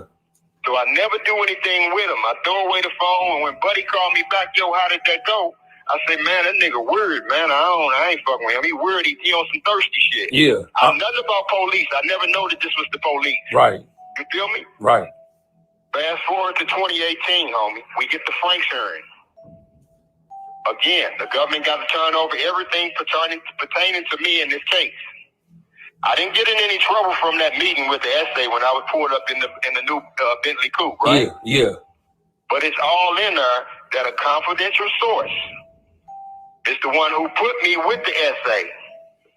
Damn. And that Cuff was spooked some kind of way and never dealt with him, and Cuff cut off the telephone he was using, blah, blah. That was the end of it. Right. But who you think introduced me to that first Mexican? That's crazy. There you go, homie. That's crazy. And in the DEA 6 reports, it says on blah, blah, blah date, Cuff was introduced to another confidential source by a confidential source. Meech is the one put me with the essay. All right, OG. So I gotta me what's up with the movie with 50, like what's going on with he from New York. I had to use my New York accent. Yo, what's going on with the 50 Cent movie? So I'm like, oh yo, Meech, what's up with the movie, with the TV show? Like, where y'all at with that? He like, oh man, it's almost done. The contract almost done. It's almost done. We're gonna be starting. They're gonna be, starting to cast it or whatever, right? He's like, I just gotta wait to holler at Tammy before, you know what I'm saying, I know where we at with that. And Tammy is a government informant. So when he said that, I was like, Tammy, what you mean, Tammy? Like, you ain't heard what's going on with her? And they were like, shit, nigga, I heard some shit, but whatever it is, that shit ain't got shit to do with me. And he's like, man, I'm gonna hit you back. I'm like, all right, that's the last time I ever talked to him. Next time I ain't even talked to him. Next time my cousin talked to him and said that he was trying to. Wow, that's crazy. What the fuck is he saying? He actually said, yo, you don't know what, like, he knew Tammy's a TI. So he said, Tammy, you don't know Tammy, that shit ain't got nothing to do with it. So he knew. Get on the phone with me while I'm getting into it with Lil Meech. Lil Meech came into one of the stores that I was working with, one of the exotic rental stores, to rent a car one time, and was talking shit. Start talking crazy shit about me, nigga. And my son was in there working at the time, too. I'm gonna have my son whoop his ass trying to let the kids lock up. You know what I'm saying? I was mad as a... But, all this shit just ended up stemming from a whole nother situation that was surrounding me, that was going on and shit. So you want to pull up some paperwork? You want me to show you how to pull up some paperwork? So you're talking about Tammy Cowens, right? Yeah, Tammy Cowan. Okay, now she's a co-producer of the BMF Stars TV show. Okay, and you're saying that she's an informant? Definitely, 100%. Trying to decide how we gonna roll at this Meech concert tonight. 2 lambs, 4 Raris, 5 double R's, something like that. I think I'm Big Meech. Biggest boss Ricky Rose just got word. Meech concert not happening tonight, but 3:05 is going down at the office. Meet us there. Bam. Channel. In our latest update, it looks like 50 Cent is still coming for Big Meech. The ever-controversial 50 Cent has delivered another message aimed directly at Big Meech. In a recent social media post, 50 Cent claimed, I helped your family make over $5 million legit dollars. As you can see in his post on the screen, 50 isn't pulling any punches. He added, why old boy didn't look out for me and send him to acting school? Big Screech, all your people that was out did nothing for him. You come home thinking you the black Pablo Escobar and fed him up. I helped your family make over $5 million legit dollars. It's not my fault it's all gone. You think people don't see you want to shine so bad you wearing the baby's jewelry. Give the baby back his jewelry. Wow, those are some strong words from 50. It seems like the tension between these two isn't going away anytime soon. What do you all think about this ongoing feud? Is 50 Cent justified in his... Your fingernails was dirty as fuck. You was sneaking in with some cousin of yours, fucking her. Ancest. Summer Walker caught all type of raggedy ass shit coming from this little mother. Your acting skills was horrible. Nigga, you ain't do good. Nigga, we was just allowing you to do good. Bitch ass nigga, you was a worst word. Nigga, they could have got another nigga. First of all, your daddy taller than you. How the hell you don't look nothing like the nigga neither, man. DNA test around this motherfucker. Lil Meech don't look nothing like this nigga, man. Show me any semblance that this nigga other than braids. Get the fuck out of here, bro. So I'm that mad right now to where I'm calling out a DNA test for Lil Meech and Big Meech. Bitch, she was gone too long. Nigga, your mama was a hoe, nigga. We see the goddamn bill. We see how you was conceived, nigga. What? Doing a concert with Big Meech. BMF's own Big Meech. Mr. Cooperation himself.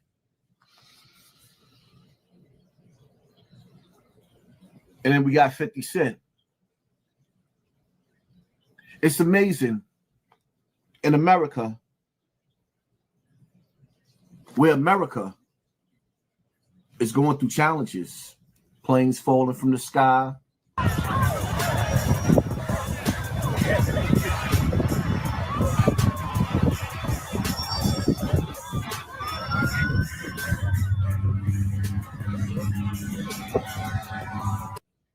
The people in disarray trying to figure out what the future of America's hold, and the most powerful black men that America has to offer for black people is fighting over who's cooperating and who's not cooperating.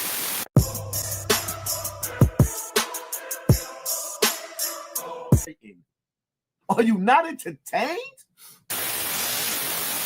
So Big Meech thought he could come out of prison and outsmart and bully a man like 50 Cent. He must have been doing some crack cocaine. He must have been doing crack cocaine while he was locked up.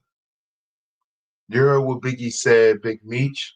Why they telling? Don't get high on your own supply. What you smoking? You was the shit in the early 2000s. Don't get me wrong. You're a real street dude. You did what you had to do. You built an empire. Not many people could say they built an empire. No shit. Legally or legally. Everybody knows it's better to do it legally, of course.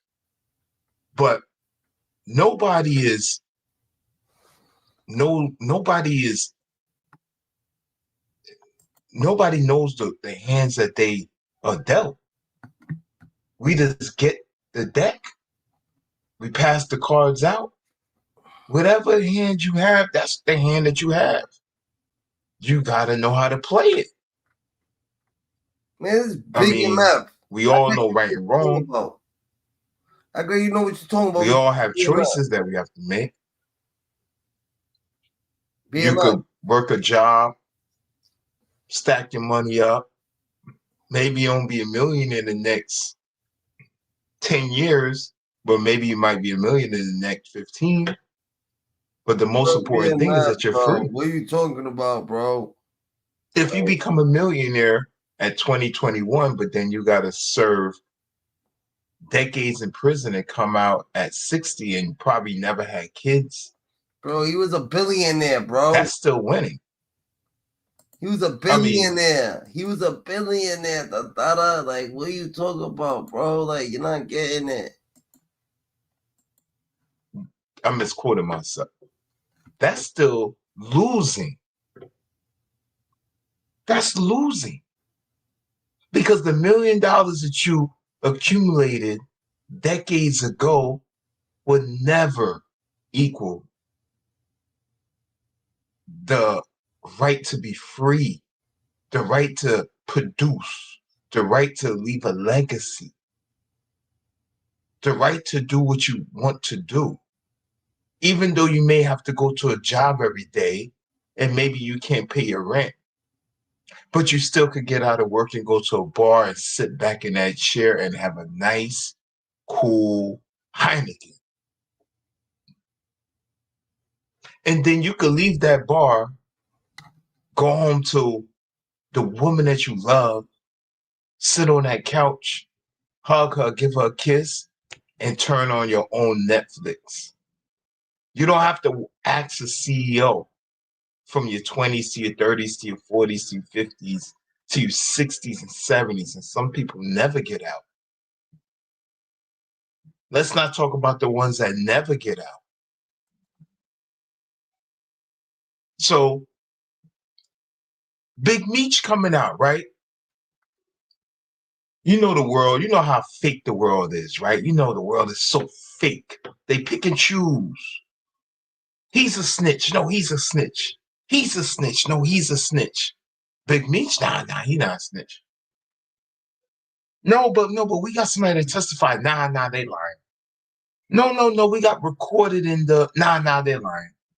No, the FBI informant that said that they had an informant, and this informant gonna introduce me to another guy that we can get caught up in this wrath, another person that we could give 80 years. Yeah. That was Big Meech. He was the informant that introduced me to, nah.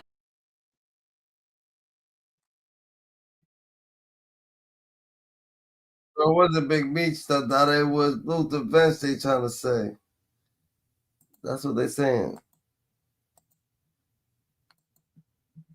But how will we know? Because it's bigger than what you're thinking. We good, bro. We good. Like it's turned off. We good. Yes, sir. You got the flow, bro. So okay, that's a bit, man. Yeah, man. It's really looking ugly, and I hear you guys. You know, I don't ever want to put a jacket on somebody that don't need to be there, especially that snitch jacket. You know what I'm saying? But facts. It don't look good. It don't look good, and y'all correct me if I'm wrong. Cause see what I'm hearing and my understanding is we looking for people want to see paperwork, but the thing is what I'm hearing and what I'm seeing is I'm seeing court transcript, which is a little different. It's actually a little bit more potent. You see what I'm saying? Because you got the judge. The judge even seemed like he was trying to expose the fact that the lawyers were trying to hide the paperwork or hide the the informant name, if you would. You see what I'm saying? And I was just gonna try to give a little example. See, you can it's a crime called constructive delivery. Like, if say for instance you somebody want to buy something and you tell them where it is, and the narcotics officer either go by or they send a CI to go by from wherever you said it was, then the person who gave the information, by the law term, is just as guilty when the deal is done. And it's called a constructive delivery. Now, from what I'm hearing, this was a third-party situation where somebody allegedly told somebody to go and do this. And then that person implicated the person who sent them. And people caught up. You see what I'm saying? Which is what everybody think it is, in my book. Now, like I'm saying, when you look at the stipulation, you know what I'm saying, he was facing 30 to life under continual criminal enterprise. You see what I'm saying? But according to what they said the deal was, he received a downward departure. And based upon the federal law, you don't get no type of deal like that only under certain circumstances. And those circumstances are few, far, and in between.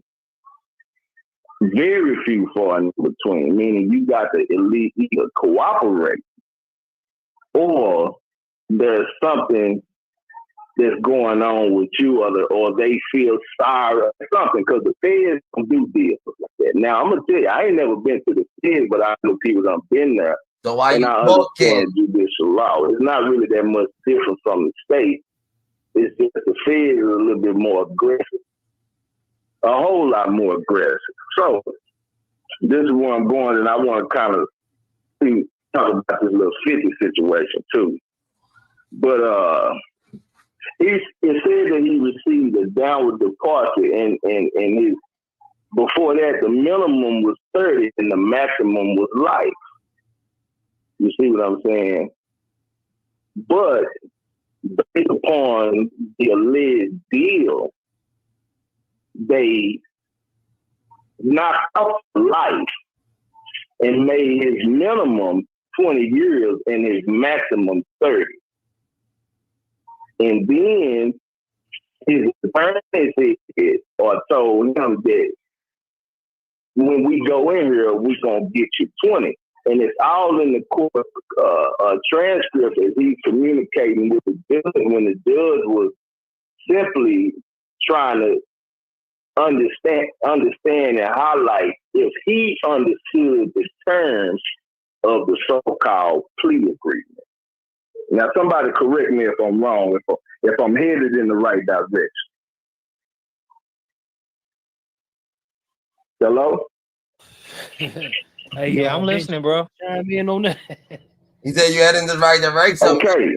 Go ahead, bro. I'm doing a lot listening. of, Go ahead. doing a lot of mishaps and you. So after, maybe the judge, saying what he was saying, and he communicating the next week that he understand this, understand that, and X, Y, Z. He's saying everything that Big Meech is saying, that these people is crooked, that they don't play a fair game, so they gonna try to make him look. You trying to say, well, everybody, they trying to make him look like maybe he's this, that, like, yo, bro, damn, bro, what the fuck? What a conspiracy. He ended up getting the downward departure, which made the actual 30 to life what they use the term called moot, M-O-O-T. It's really just ballpark that and field goal, home run, that shit up out the park. We ain't even dealing with that no more. Based upon the plea agreement, right? So he ends up getting a 20-year sentence based upon the cooperation. Now, this female, they say that she got court transcripts and documentation stating that old boy knew what was going on and that she did all that on his behalf in order to get him this plea agreement. So, reason I'm saying, it don't look good, it look real ugly. You see what I'm saying? And the reason it looks ugly is based upon the federal stipulation to where being the head of a continued criminal enterprise, the feds don't make deals. And you either go on to trial and get exonerated,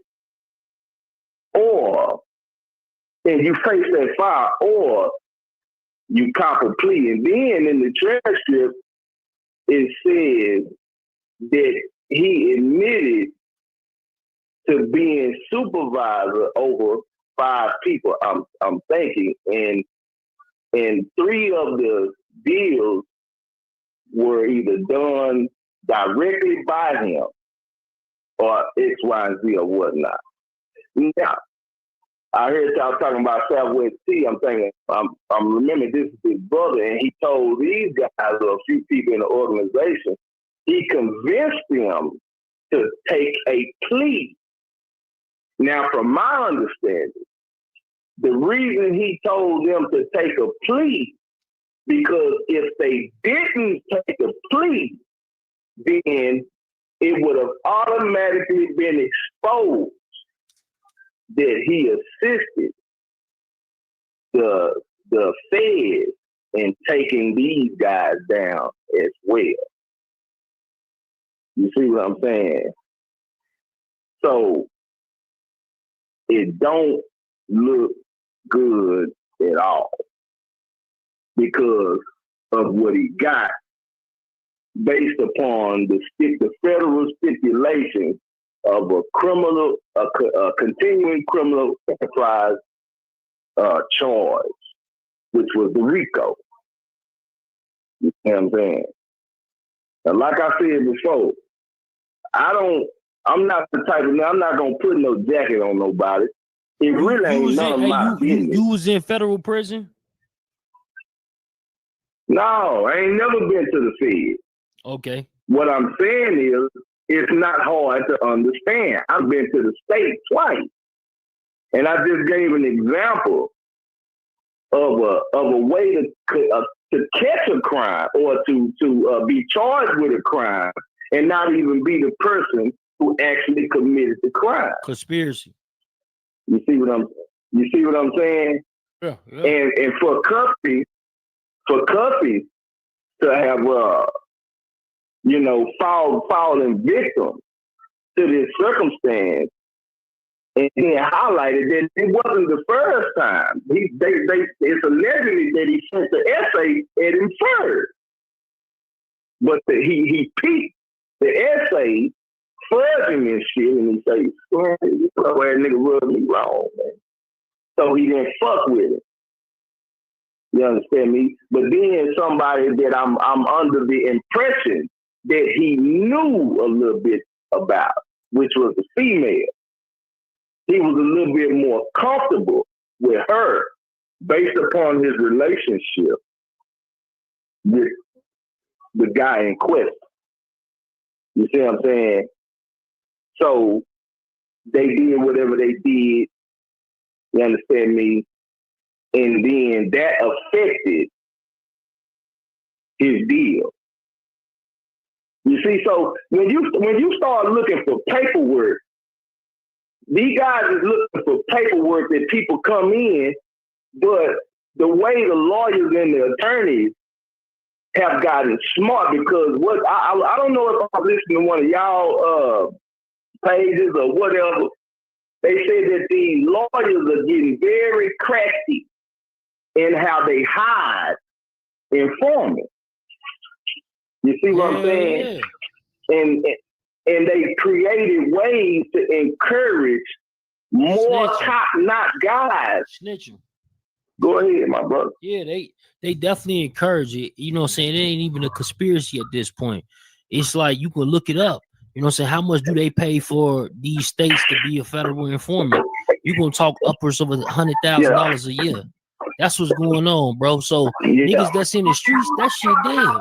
The only niggas that's selling product and moving shit and staying out the way is the niggas that's working for the police. You know what I'm saying? Exactly. They gotta have them out there to get your ass. Stupid. Exactly. So you know, in order to get a plea like that, you see, that's what I'm saying. And this is what I see people doing. See, it's like this. It's like, I'm gonna give another example. A bitch might say, you know, this your baby, and you believe her, but it's not yours.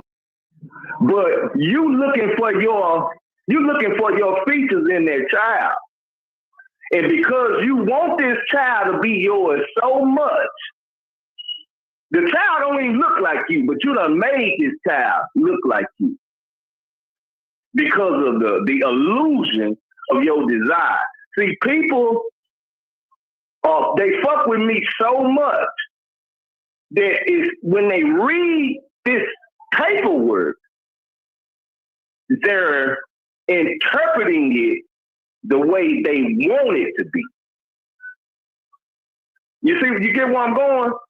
Yeah, hell yeah. Because everybody else, or the Bible. You can put 3 people in the room and read it, and they gonna tell you different shit. Come on, man.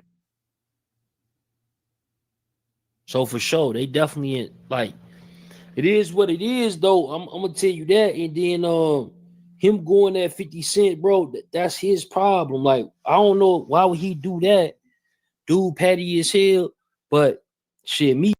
But at the end of the day, they interpreted it the wrong way. Everybody wants to put their own spice into shit. Everybody putting their own spice into shit. So that's just what it is, shit, G. He's still on the bench, so he might be a petty ass nigga too, but he can't do all that because they still got him on that bench. You know, this shit crazy though. The saga continues. Nah, I just feel like Meech gonna definitely do what he feel like Meech want to do. You know what I'm saying? He not finna let 50 Cent. He not. We always like to. I'm not gonna necessarily say that he petty, but this is what I feel about 50 in that situation. You see what I'm saying? Just like I think one of the brothers said, you know, I fucked with BMF. It was very inspiring. You understand me? So I am where I am now, and as a business move and as a gesture of somebody that we feel like at this particular time is honorable, and I got power and motion like this, I'm gonna try to make some money, just like he tried to do it for Mayweather. Help him get Mayweather promotions off the ground, and he did all that bullshit. You see what I'm saying? And then reneged on some bullshit. He tried to do the same thing in essence for Meech, and then pulled his son in, paid for him to go get acting classes so that he can act like his father or be the character of his father. That's the same thing. That's the same thing that Ice Cube's son did in the movie he promoted. But 50 doing it as a gesture for him and as a business move for when his potential release, he can have some motion and BMF be there. Then you got this nigga damn near arch rival come around the corner. You understand me? And connect himself with Meech. And like the brother said, he really don't think Meech was really thinking about how this could sink his ship. He was just doing it because this nigga done promoted him for years. Even, you know, I think of it, you know, all this old shit. You understand me? So 50 is more on loyalty than anything. Listen though. So yeah, Big Meech, Lil Meech, right? Lil Meech's mother, she had a relationship with Rick Ross' baby mama because I remember Meech that. I remember you went said to prom with his Rick Ross' daughter, his oldest daughter. I remember that. I remember you said that. So, you know what I'm saying? They already had these bonds forming prior to that. Now, you know, that could have been after the song or whatever, just, you know what I'm saying, in Miami. They living in these neighborhoods, that bag up. So yeah, they interacting. But me personally though, bro, I think that for sure Big Meech probably was already in tune with Rick Ross prior to him getting out of jail. That's highly possible, especially based upon, you know, that particular knowledge. That's highly possible. That's extremely possible. Yeah, because people don't know what I just said, right? No one knew that. I said a lot of people don't know what I just said. How they? Oh yeah, because I didn't. That's crazy. I didn't know that shit. So Rick Ross' daughter went to prom with Big Meech's son, the little Meech. So if that's the case, they been had about they been like chilling. What the fuck? Yo, 50, they been chilling. GG. Because I didn't know that. You know what I'm saying? I didn't know that. That makes it. That's crazy. So Little Meech went to prom with Rick Ross' daughter. That shit hit different. Shit should be scarce.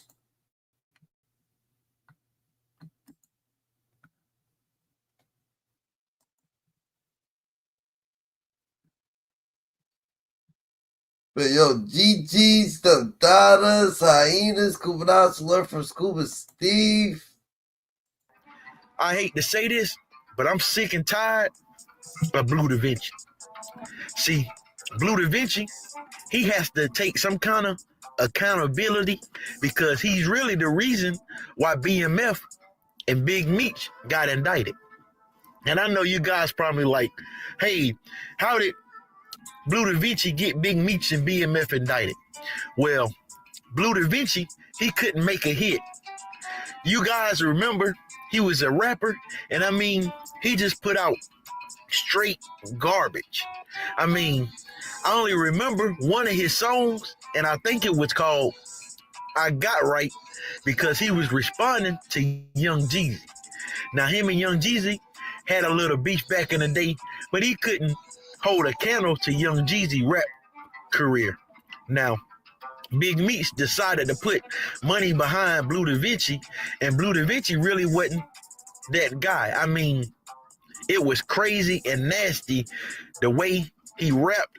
I mean, you couldn't make it, especially those times in the rap game with those bars. I mean, to me personally, he didn't even have that rap guy look. I mean, it was just sad, and that's the real reason why BMF went down.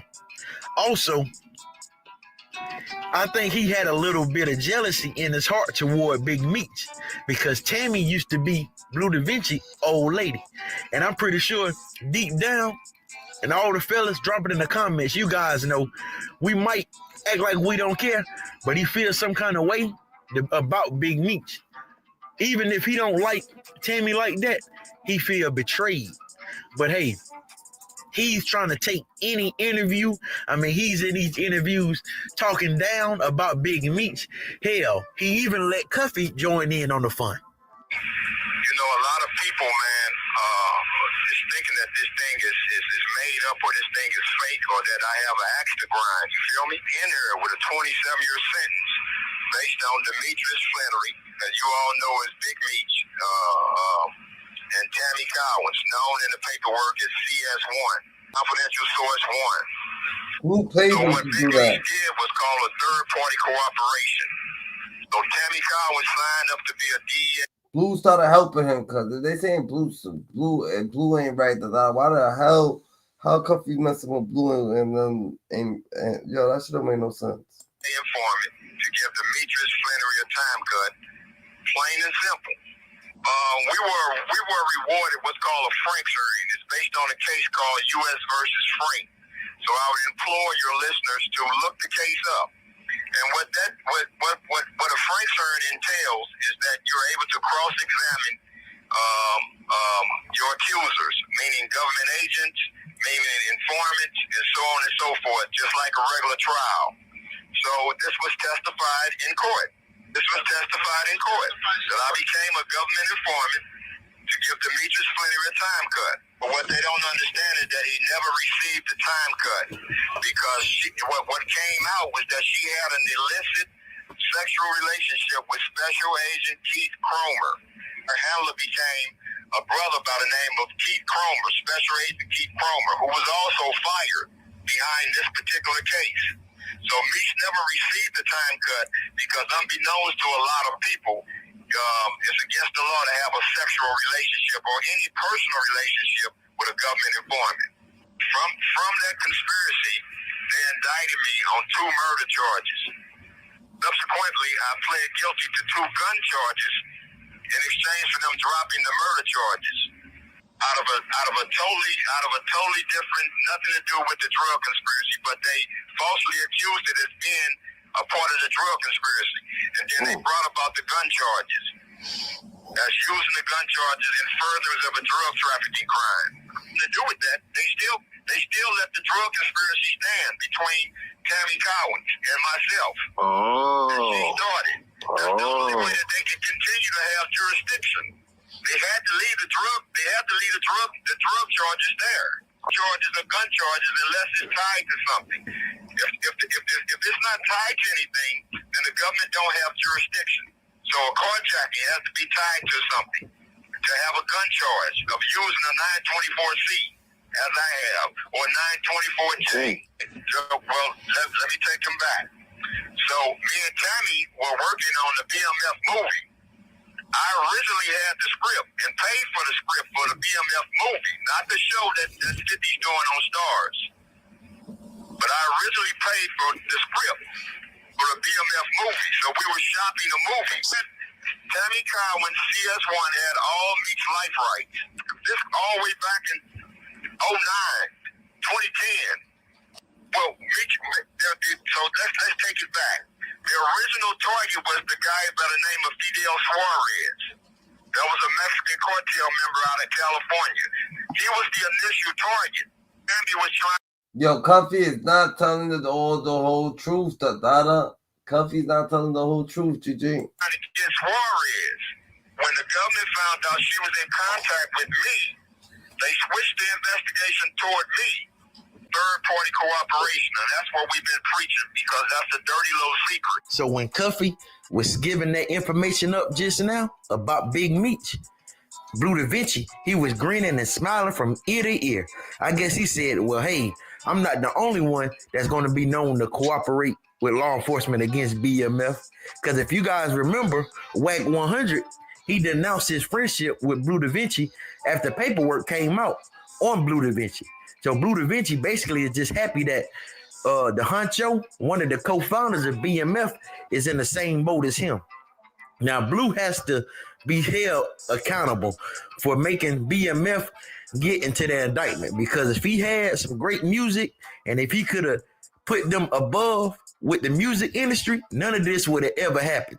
So yeah, he wants to blame Meech and everybody else, but he needs to hold himself accountable for not making great enough music and being trash. He even wanted to go at Young Jeezy, but Young Jeezy, he didn't bite the bait. But let's move on to our next story. Our next story is Rollo. So we got no other than Rollo in the building, Mr. Make It Juicy for him. You know, he popped out like Raccoon Head, and he had some things to say about Big Meech. So Rollo has been accused of cooperating with the government as well in this federal case.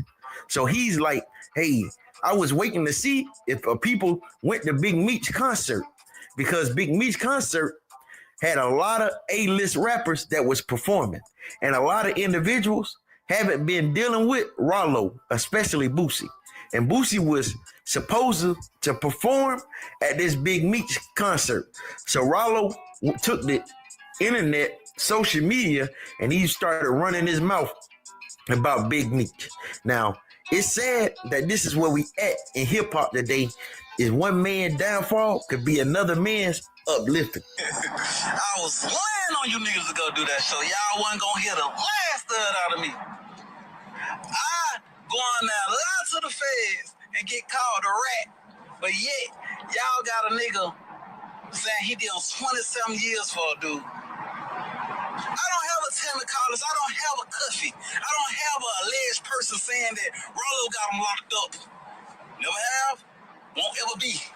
But however, I couldn't even get a nigga to tell Rollo happy birthday. But these niggas was ready, dying to go get on that stage.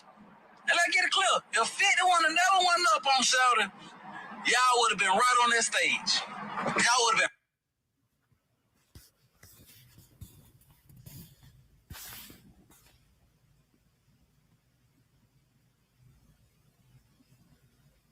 You need to wake up, because that street code shit we been living in, that shit have been proven to be fraudulent. That shit fake as fuck. These niggas fake as fuck. They jury fake as fuck.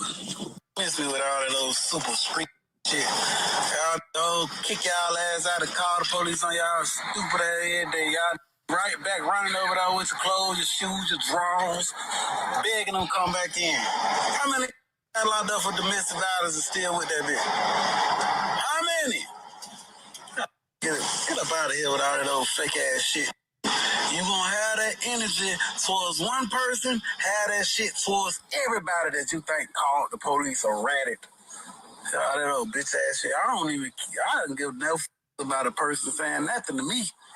I do what I want to do. I say what I want to say. I got my own money. I got my own shit. I do my own thing. So as you can see, Rollo popped his head up out like Raccoon Head to talk about Big Meech. Everybody and their mama cares about what's going on with Big Meech. So that goes to show you that he had a bigger than life monument to the rap game and everybody in the streets, because everybody has something to say.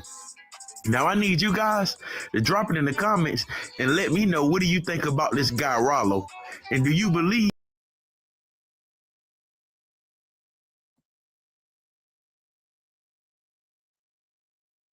That's different, Adara. That's different. In essence, for Meech, and then pull his son in, paid for him to go get acting classes so that he can act like his father or be the character of his father. That's the same thing. That's the same thing that Ice Cube's son did in the movie he promoted. But 50 doing it as a gesture for him and as a business move for when his potential release, he can have some motion and BMF be there. Then you got this nigga damn near arch rival come around the corner. You understand me? And connect himself with Meech.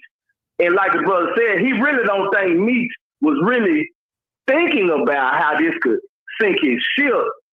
He was just doing it because this nigga done promoted him for years. Even, I think of it, all this old shit. You understand me? So 50 is more on loyalty than anything. Listen though. So yeah, Big Meech, Lil Meech, right? Lil Meech's mother, she had a relationship with Rick Ross' baby mama because I remember Meech that. I remember went you to said that. prom with his Rick Ross' daughter, his oldest daughter. I remember that. I remember you said that. So, you know what I'm saying? They already had these bonds forming prior to that. Now, that could have been after the song or whatever, just, in Miami. They living in these neighborhoods, that bag up. So they interacting. But me personally though, bro, I think that for sure Big Meech probably was already in tune with Rick Ross prior to him getting out of jail. That's highly possible, especially based upon, that particular knowledge. That's highly possible. That's extremely possible. Yeah, because people don't know what I just said, right? A lot of people don't know. I said a lot of people don't know what I just said. How they? Because I didn't know that. You know what I'm saying? I didn't know that. That makes it that much more feasible for us to see. You understand me? Meech and Ross. That's very possible. I'm not gonna ever say that ain't the reason. That shit's crazy, the Dada. That's just crazy, the Dada. Saying was, excuse me, that even with that being the case, he didn't think, he don't know 50 enough. You see what I'm saying? Touching what happened. And like we said, like y'all was saying, see, Ross gonna do whatever it is. And shout out, salute from DC to NY. The Dada, you already know. The Dada, be more careful. The Dada, all the states in between, Philly, all that, Pennsylvania, all that. The Dada, shout out, New Jersey, all that. You heard? Delaware, all that. You heard? DMV, all that. And his power to try to, you understand me, outplay 50. You see what I'm saying? I really think that was a chess move on Ross' part. It was more than just trying to pay homage in X, Y, and Z, even though they would have got a bag and everything. It was more than that. And he knew, you could tell on the other video or the little old snippets he was posting after the fact when he sending shots at 50, you understand me, smiling, and you know how Ross is. When the venue and shit was shut down at the last minute, you know what I'm saying? You could see that he was expecting 50 to act like that. He just wasn't expecting the shows to be counted. He wasn't expecting that. He wasn't expecting that. You see what I'm saying? He wasn't expecting that because of the motion in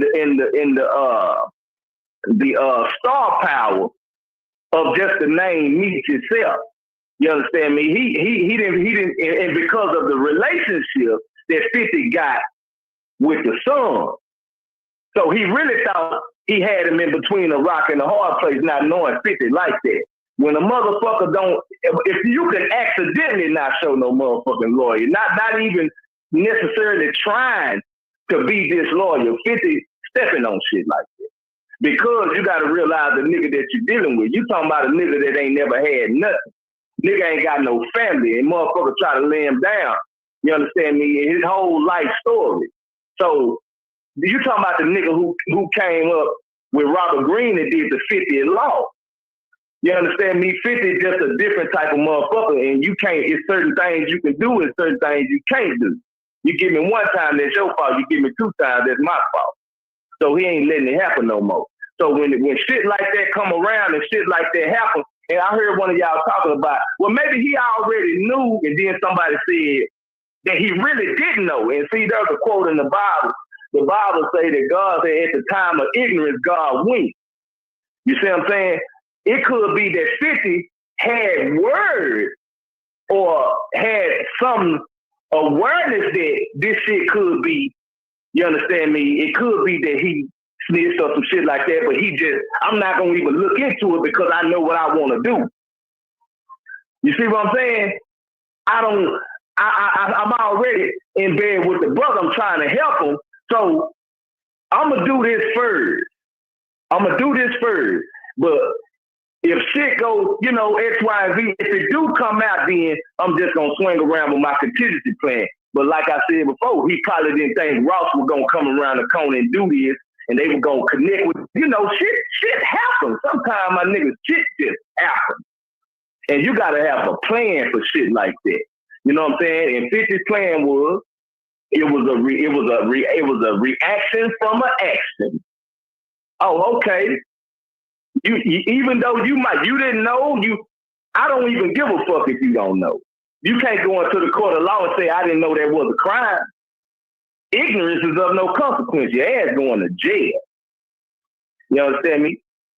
So, you know, 50 just stepped on that shit. Now, if you want to say it was petty, you can say it's petty. But when a motherfucker standing on business like on the level that 50 is, a lot of times with that type of, you got to stand on business. When a motherfucker, bro, you said you read the 50th law. You said you read that shit. So you know that nigga 50, he on a different level, man. And the same nigga that wrote the 40 laws of power, like you said, Robert Greene, it's different. Yeah, if you goddamn right, if you got Robert Greene to connect to your level of thought, and he looking at you as if, and y'all done came together, because Robert Greene said in order to do the 50 law, he had to fuck with 50 for a while. He had to really learn who he was dealing with. And if you thought 50 was a fool, you would have never read or had no, it would have never happened, no 50 law, man. So 50 is really a different type of nigga, man, on the level of knowledge, divine wisdom and understanding, man.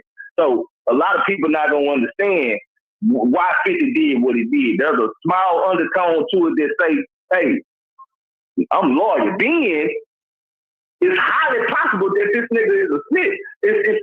You this nigga giving props to the nigga that tried to kill him. The nigga say, I'm from Southside Jamaica, Queens. I don't like Cream. I don't fuck with Cream and them. But he ain't never told on nobody. He ain't never ratted on nobody. You see what I'm saying? Yeah. You talking about a different kind of, a different breed, bro. You know what I'm saying? So, and then you got the son. You know, the son, he in between. He really in between this shit. He like, damn. He love his daddy. He love him. He like, but goddamn, daddy. I didn't, you know, he not fucked up with him. And like somebody said before, he probably tried to talk to his pop. I don't know. I've been fucking with 50 before you got out. I don't know if you should do that.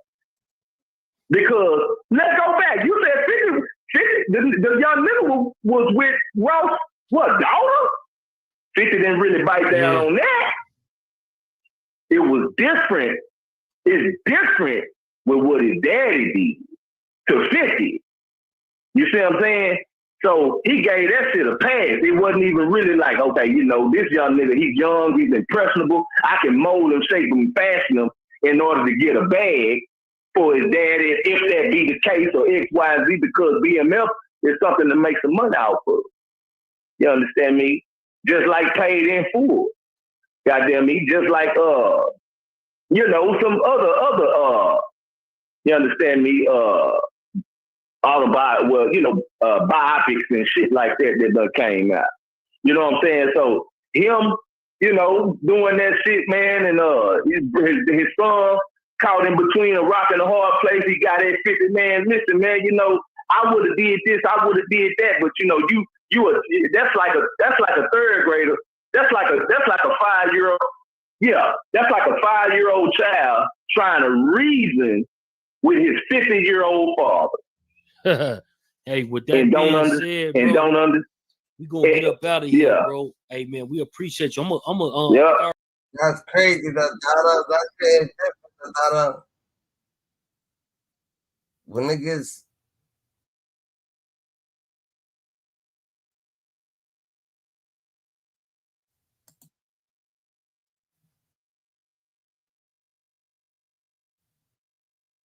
Niggas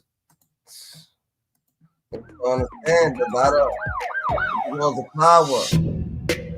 But Big Meech, I don't know, that's not Big Meech. Rick Ross speaks on his injury to his arm and his new token. Listen to me, the boss token is hot right now. Avoid the fake coins. Get the addresses on my page. Boss token. Listen to me, this is not a pump and dump. This that long money. We're gonna do this the long way. You heard me? You see what I'm doing right now? My shoulder broke, but we still getting to the money. We still counting paper. This ain't a pump and dump, baby. We bossing all the way up. Get the address to the boss token. It's on my page. Avoid all the foo-foos, the fugazis, and the fake shit. Let's go. Ricky Rose Car Show. Old schools, new schools, big trucks, big bikes. Slippery Soap, what it do? #1 car detailing vibes in the world. Be sure to like, comment, and 57 subscribe. Freddy, what it do? I suggest you get the ticket, man. It's gonna be this shit, the Super Bowl of cars.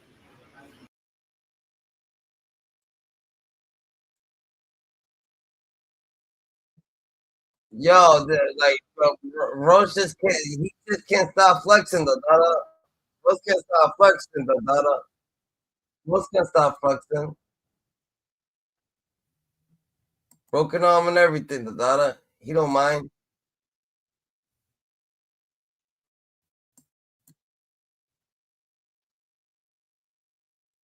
I'm recently familiar. I'm doing my homework on this shit now. All this shit is pretty new to me. I just got all this shit the last few days since this nigga been doing these interviews. Okay. So you kind of caught up to speed, or you really hadn't did your research yet? I mean, I'm kind of caught up to speed with what they saying. For sure. I didn't look at it from interview. I'm just looking at YouTube shit. I haven't talked to some people that I need to talk to. I haven't, you know. And here's the tricky thing with this shit, man. Is what I'm seeing. You know, it's some shit that's facts. There's a fact that the Tammy bitch did some bullshit or whatever, and that she owned the rights and all the shit. I pretty much know that that's facts. Now the facts is if she did some backdoor rash shit. Now the question is, one, was she doing it with dude knowledge, or was she just doing it on some underhanded shit as being an informant because she fucking with the police? So that's what got to come out of this. You feel me? So it's a lot of shit. Just because she could have met the niggas through Meech or whatever the situation may be, but she could have been on her own bullshit. You understand what I'm saying? Yeah, that's true. Let's give her the benefit of the doubt and let's go on that, bro. Let's give Meech the benefit of the doubt and let's just say that he didn't know nothing about it, right? But check this out. They still dealing with Tammy to this day. You don't feel like that's dishonorable, bro? If all this is going on, if Meech know all this happened, and all. So let me stop there right there before you answer that. So he asking him the question, like, do you think this is dishonorable? You know what I'm saying? Like, you knowing this and you still dealing with this lady. You know, she got your life rights. She in business with 50 Cent as well as Meech, you know, at that point to that day, you know, and now you hearing about this series getting canceled, right? You hearing that BMF series is getting canceled. Me personally, I think it was about to get canceled. I'm gonna keep it a buck with you. I think there's a whole play for the underlay. You know what I'm saying? I think that 50 Cent series usually go from 4 to 5 seasons, and BMF is on 4 or 5. You know what I'm saying? Right now. So it was going for his last season. Now, if they was going to do a spinoff, that's something different. But how much of a spinoff you going to do before you actually put out the you know what I'm saying, the featured film? You know, the movie. You know what I'm saying? The movie should gross hundreds and hundreds and millions of dollars, upwards of probably $500 million. You know, this is a story, American story of a guy that's from Detroit that was pulling in damn near $500 million. You know what I'm saying? So a lot of people are intrigued with this story, and 50 Cent definitely brought it to the light, because I was talking to somebody the other day and they was like, yeah, a lot of people already knew who Big Meech was. I said, yeah, a lot of people did, but what about South Dakota? You know what I'm saying? What about Utah? What about North Dakota? What about these other territories that's even in the United States, let alone this outside of this country? What about Canada? Did they know about BMF, Big Meech? Maybe because of Rick Ross, but even then, they probably didn't know the story. They just hear Rick Ross saying Big Meech, just like they heard him say Larry Hoover. So the thing is, I think that this definitely was a play for the underlay. Like, you know what? It's coming to an end anyway. You know what I'm saying? Then you want to play with me? Let's play. Let's play ball. That's where I'm looking at 50 Cent, the way 50 Cent coming. And when you talk about disloyalty, I do think that in a way, you know, Big Meech, he had to know that Rick Ross and 50 Cent been having a little beef for the longest. You know what I'm saying? His son would have had to tell him that, because not to mention, they just had a whole situation with Southwest T when Southwest T got up with Lil Supreme's son. Y'all know the beef between Supreme and 50 Cent. That almost caused the series to go bye-bye. To the point that 50 Cent was, you know, basically saying that he don't rock with him, apparently. You know what I'm saying? And shit, they were even putting on social media how Lil Meech was picking a side. Like, you know what I'm saying? He was going to go with 5. You know what I'm saying? 5 is 50 Cent. That's what Lil Meech called him. Let's get to this. All this is truly going on is definitely dishonor.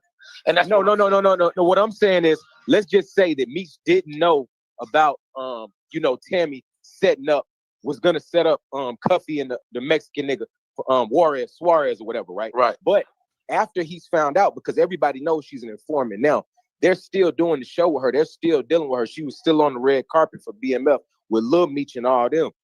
Don't you feel like that's dishonorable, bro? Like, to still be dealing with her knowing that she got your man banged for 30 years?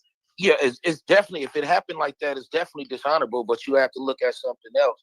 Like, if she owned everything, if she owned the rights to that, like, you're not getting her off the red carpet. Like, you understand that too?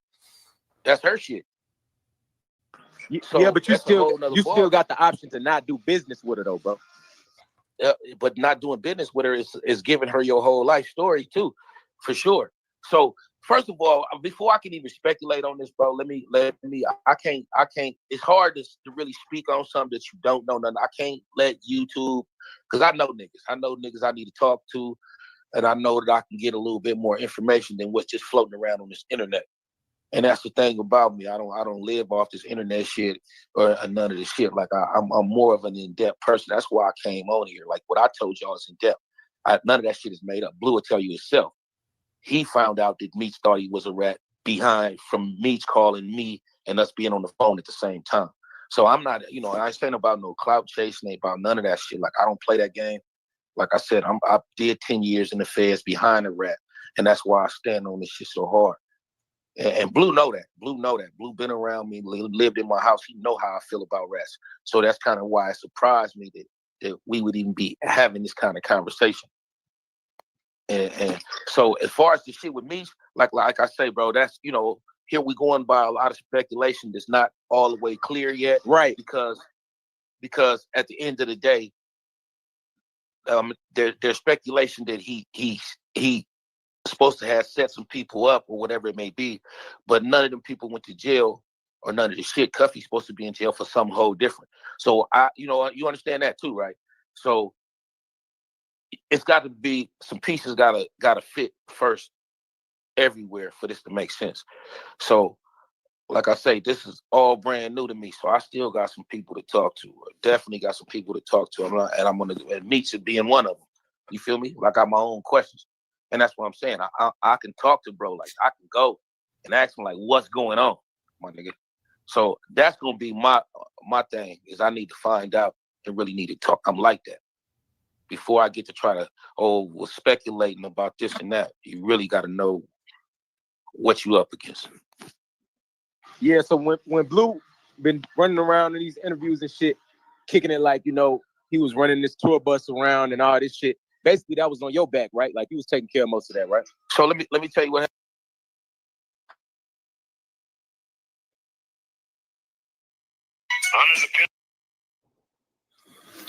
Yo, it's Duff for the Clout Chaser TV, man. I'm back up in this. I've known Meech my whole life. I look at him like an uncle. Like, this situation has been completely devastating on so many different levels. And there's still so many questions that aren't answered. At this point, I can only shed light on what I know for sure to be facts. And hopefully one day I will have the complete truth. But in 2011, around that time, Meech reached out to my dad in regards to creating a BMF movie. So Meech hooked my dad up with a woman named Tammy Cohen. At the time, Tammy was Meech's power of attorney. Also, she owned the life rights. So my dad was working with Meech, Tammy, T, basically trying to work on a movie deal. So what Meech and Tammy did was called a third-party cooperation. What happened was originally I was put with Tammy. I paid for the script. I paid $250,000. That's my script. That's why 50 when he came to me in, because we put a assistance order in through my attorney. That's why they couldn't do a motion picture. That's why you didn't see the BMF story on the big screen. So 50 ran it through that star shit, then he ran that other corny shit that he do. So what happened was, homie, was I wasn't even the original target. They wanted to get a little Mexican. He's actually a cartel member out of LA named Suarez. You'll see his name in the paperwork. Fidel Suarez. He was their initial target. You feel me? Right. He was their initial target. But with me calling in while they were trying to set up Fidel Suarez, not about it. You know what I mean? I didn't put... Let's get to this, bro. Let's get to that, man. Like, DEA employed over 18,000 informants, many earning up to $1 million, bro. Because here's the thing, bro. When they picking up these cases, you get a percentage of the proceeds that they picked up from these guys. You know what I'm saying? So it said one of the federal agencies, the DEA, had over 18 active confidential sources assigned to domestic offices, with over 9,000 of these receiving approximately $237 million in payments. Come on, bro. Y'all know what's going on? Do you know what's going on?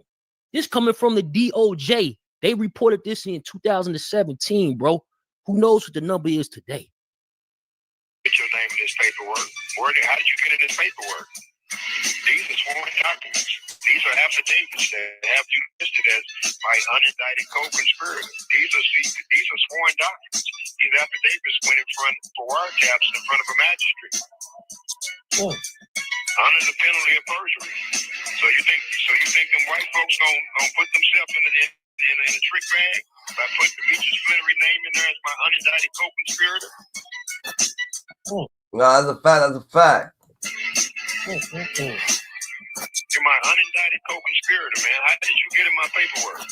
How did you get in there? And now, there doesn't seem to be any anger or vitriol coming from your perspective about none of this. People having a hard time accepting and understanding. They just don't want to believe it. He knows this, and everybody else knows this. Anything with Tammy comes from him. Not only that, what she testified in court to. What Special Agent Keith Cromer fired, disgraced DEA agent Keith Cromer. Keith Cromer is the one who was trying to fuck Tammy. And that's why this deal didn't even go through. You know what I'm saying? Allegedly. But this why he was allegedly fired, right? Let's get to it. She was having a illicit sexual relationship with, which killed her case, which killed his time cut. A St. Louis man who led a local gang and ordered 2 murders was sentenced Friday to 27 years in prison, the U.S. Attorney's Office said. Deon Lamont Cuffy Gallon, 53, was the leader of a gang that brought heroin, cocaine, methamphetamine, and marijuana in bulk and sold the drug in the St. Louis area from 2009 to 2014, prosecutors said. In order to retaliate against the men who cooperated with federal investigators that sent Gallon's brother, Deron Wani Gallon, to prison. Gallon ordered the murder of Theodis Howard. He was killed on the street outside of a St. Louis clinic on April 5th, 2010. Gallon drove a co-defendant, Andre Rush, and 2 shooters to the scene. Rush was there to point out Howard for the shooters. Deron Gallon died of an asthma attack in prison. Gallon had Rush shoot one of the drug dealer's associates, Terrence Morgan, on May 2nd, 2013 in the alley in St. Louis, Fox Park neighborhood. Gallon thought Morgan's phone was tapped and that the DEA couldn't use the recordings in the court if Morgan was dead. In murdering 2 men who knew about the criminal acts, Mr. Gallon took aim at the very foundation of the justice system, the U.S. Attorney Jeff Jensen said in a statement announcing the sentence. Gallon was brought down by a DEA investigation that began in Atlanta with an undercover officer who arranged to supply heroin and cocaine to Gallon. Gallon thought the man was affiliated with a drug cartel. But the nearly... Yeah, like as y'all can see, this shit getting deep, right? So they basically trying to say that Gallon trying to say that he was indicted and he wasn't even had anything going on at the time. And it was all based on conspiracy from a script that he helped write when it came to the original BMF script. You know, this supposed to have been a movie. Now, y'all get in the comments and y'all let me know what y'all think. Me personally, I'm thinking, I heard this story before. I want to say it was Doc Hicks years ago. Again, y'all let me know in the comments, but let's finish playing it. I feel like your boy Cuffy Dada ain't telling the whole truth, Dada. Cause there's a lot of shit that is missing out of what he's saying, Dada, and what he's speaking, Dada. Like he's speaking, you understand that he's actually speaking, Dada, from where he is. So he just speaking, and if he's fucking with Blue Da Vinci, it's weird that he's fucking with the Blue Da Vinci, but ain't fucking with fucking thing. But Blue didn't get him knocked off, I guess. So that's what he's trying. They trying to drag Big Meech's name in the mud. The 4-year period that has passed since the indictment of Gallon and 3 others also revealed misconduct in the DEA's Atlanta's office. Defense lawyer repeatedly argued that evidence in the case should be tossed.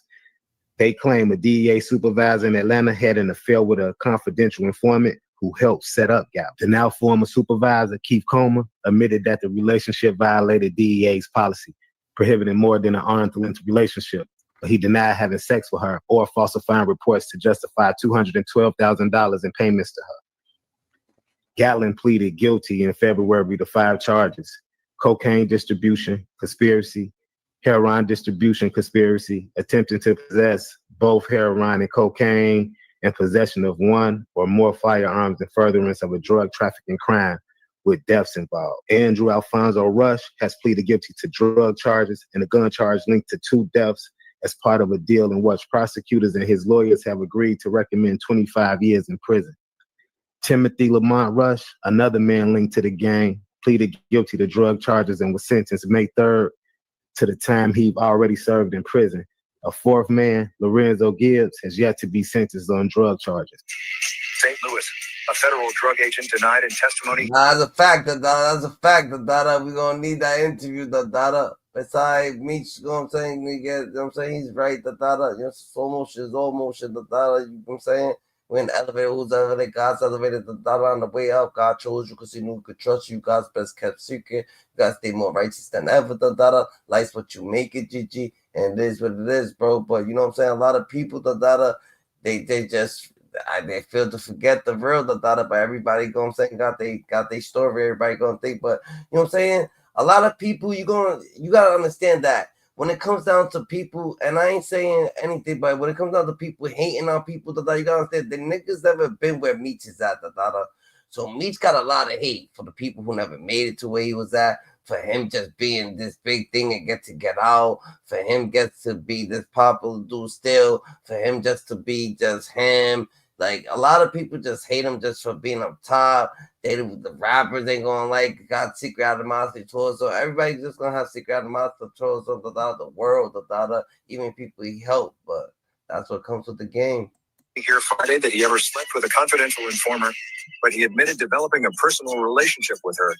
The conduct of Keith Cromer, who was a group supervisor at the Drug Enforcement Administration office in Atlanta, is the subject of a continuing hearing on whether charges can move to trial against 4 alleged St. Louis drug ring members, 2 of them accused of murder.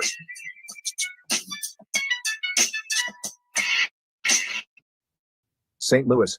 A federal drug agent denied in testimony here Friday that he ever slept with a confidential informer, but he admitted developing a personal relationship with her.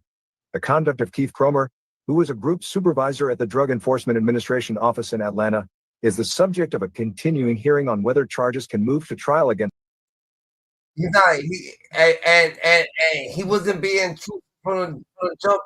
He made it seem like, oh shit, like Big Meech set him up with Shorty Boom Boom and he met Shorty Boom Boom, like he was fucking with Shorty Boom Boom, trying to take on days, trying to do this, trying to do that.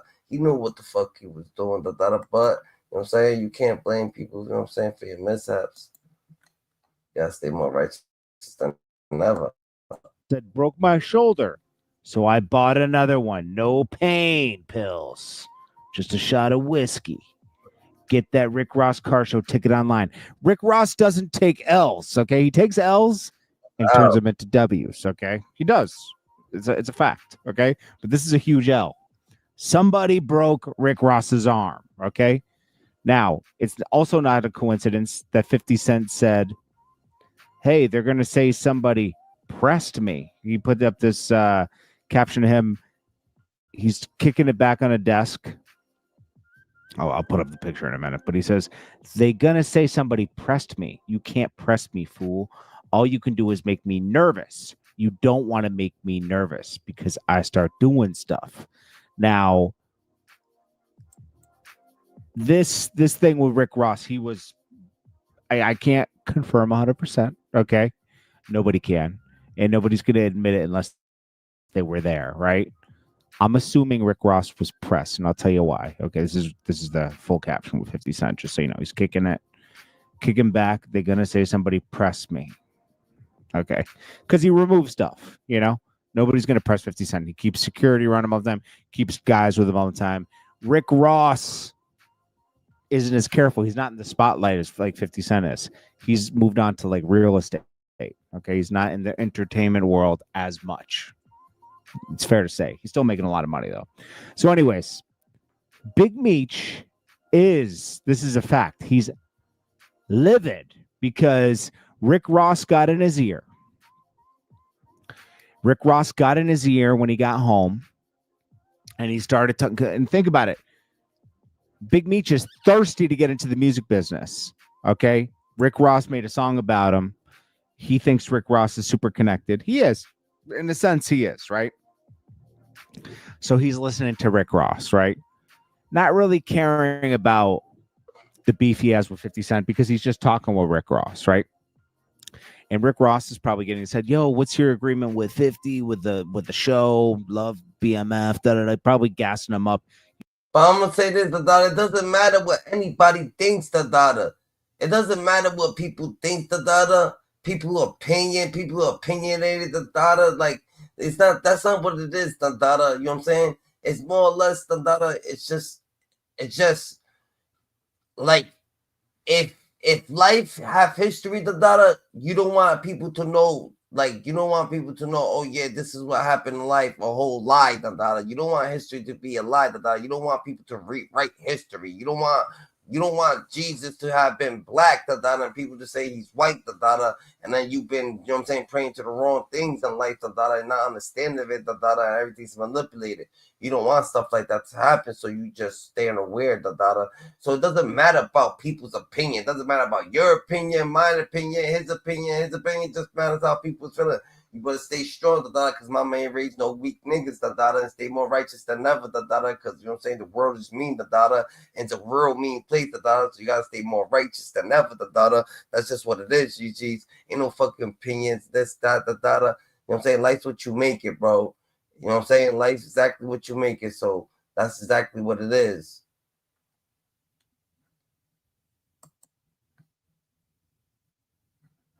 A lot of people don't want to hear that, but you know what I'm saying?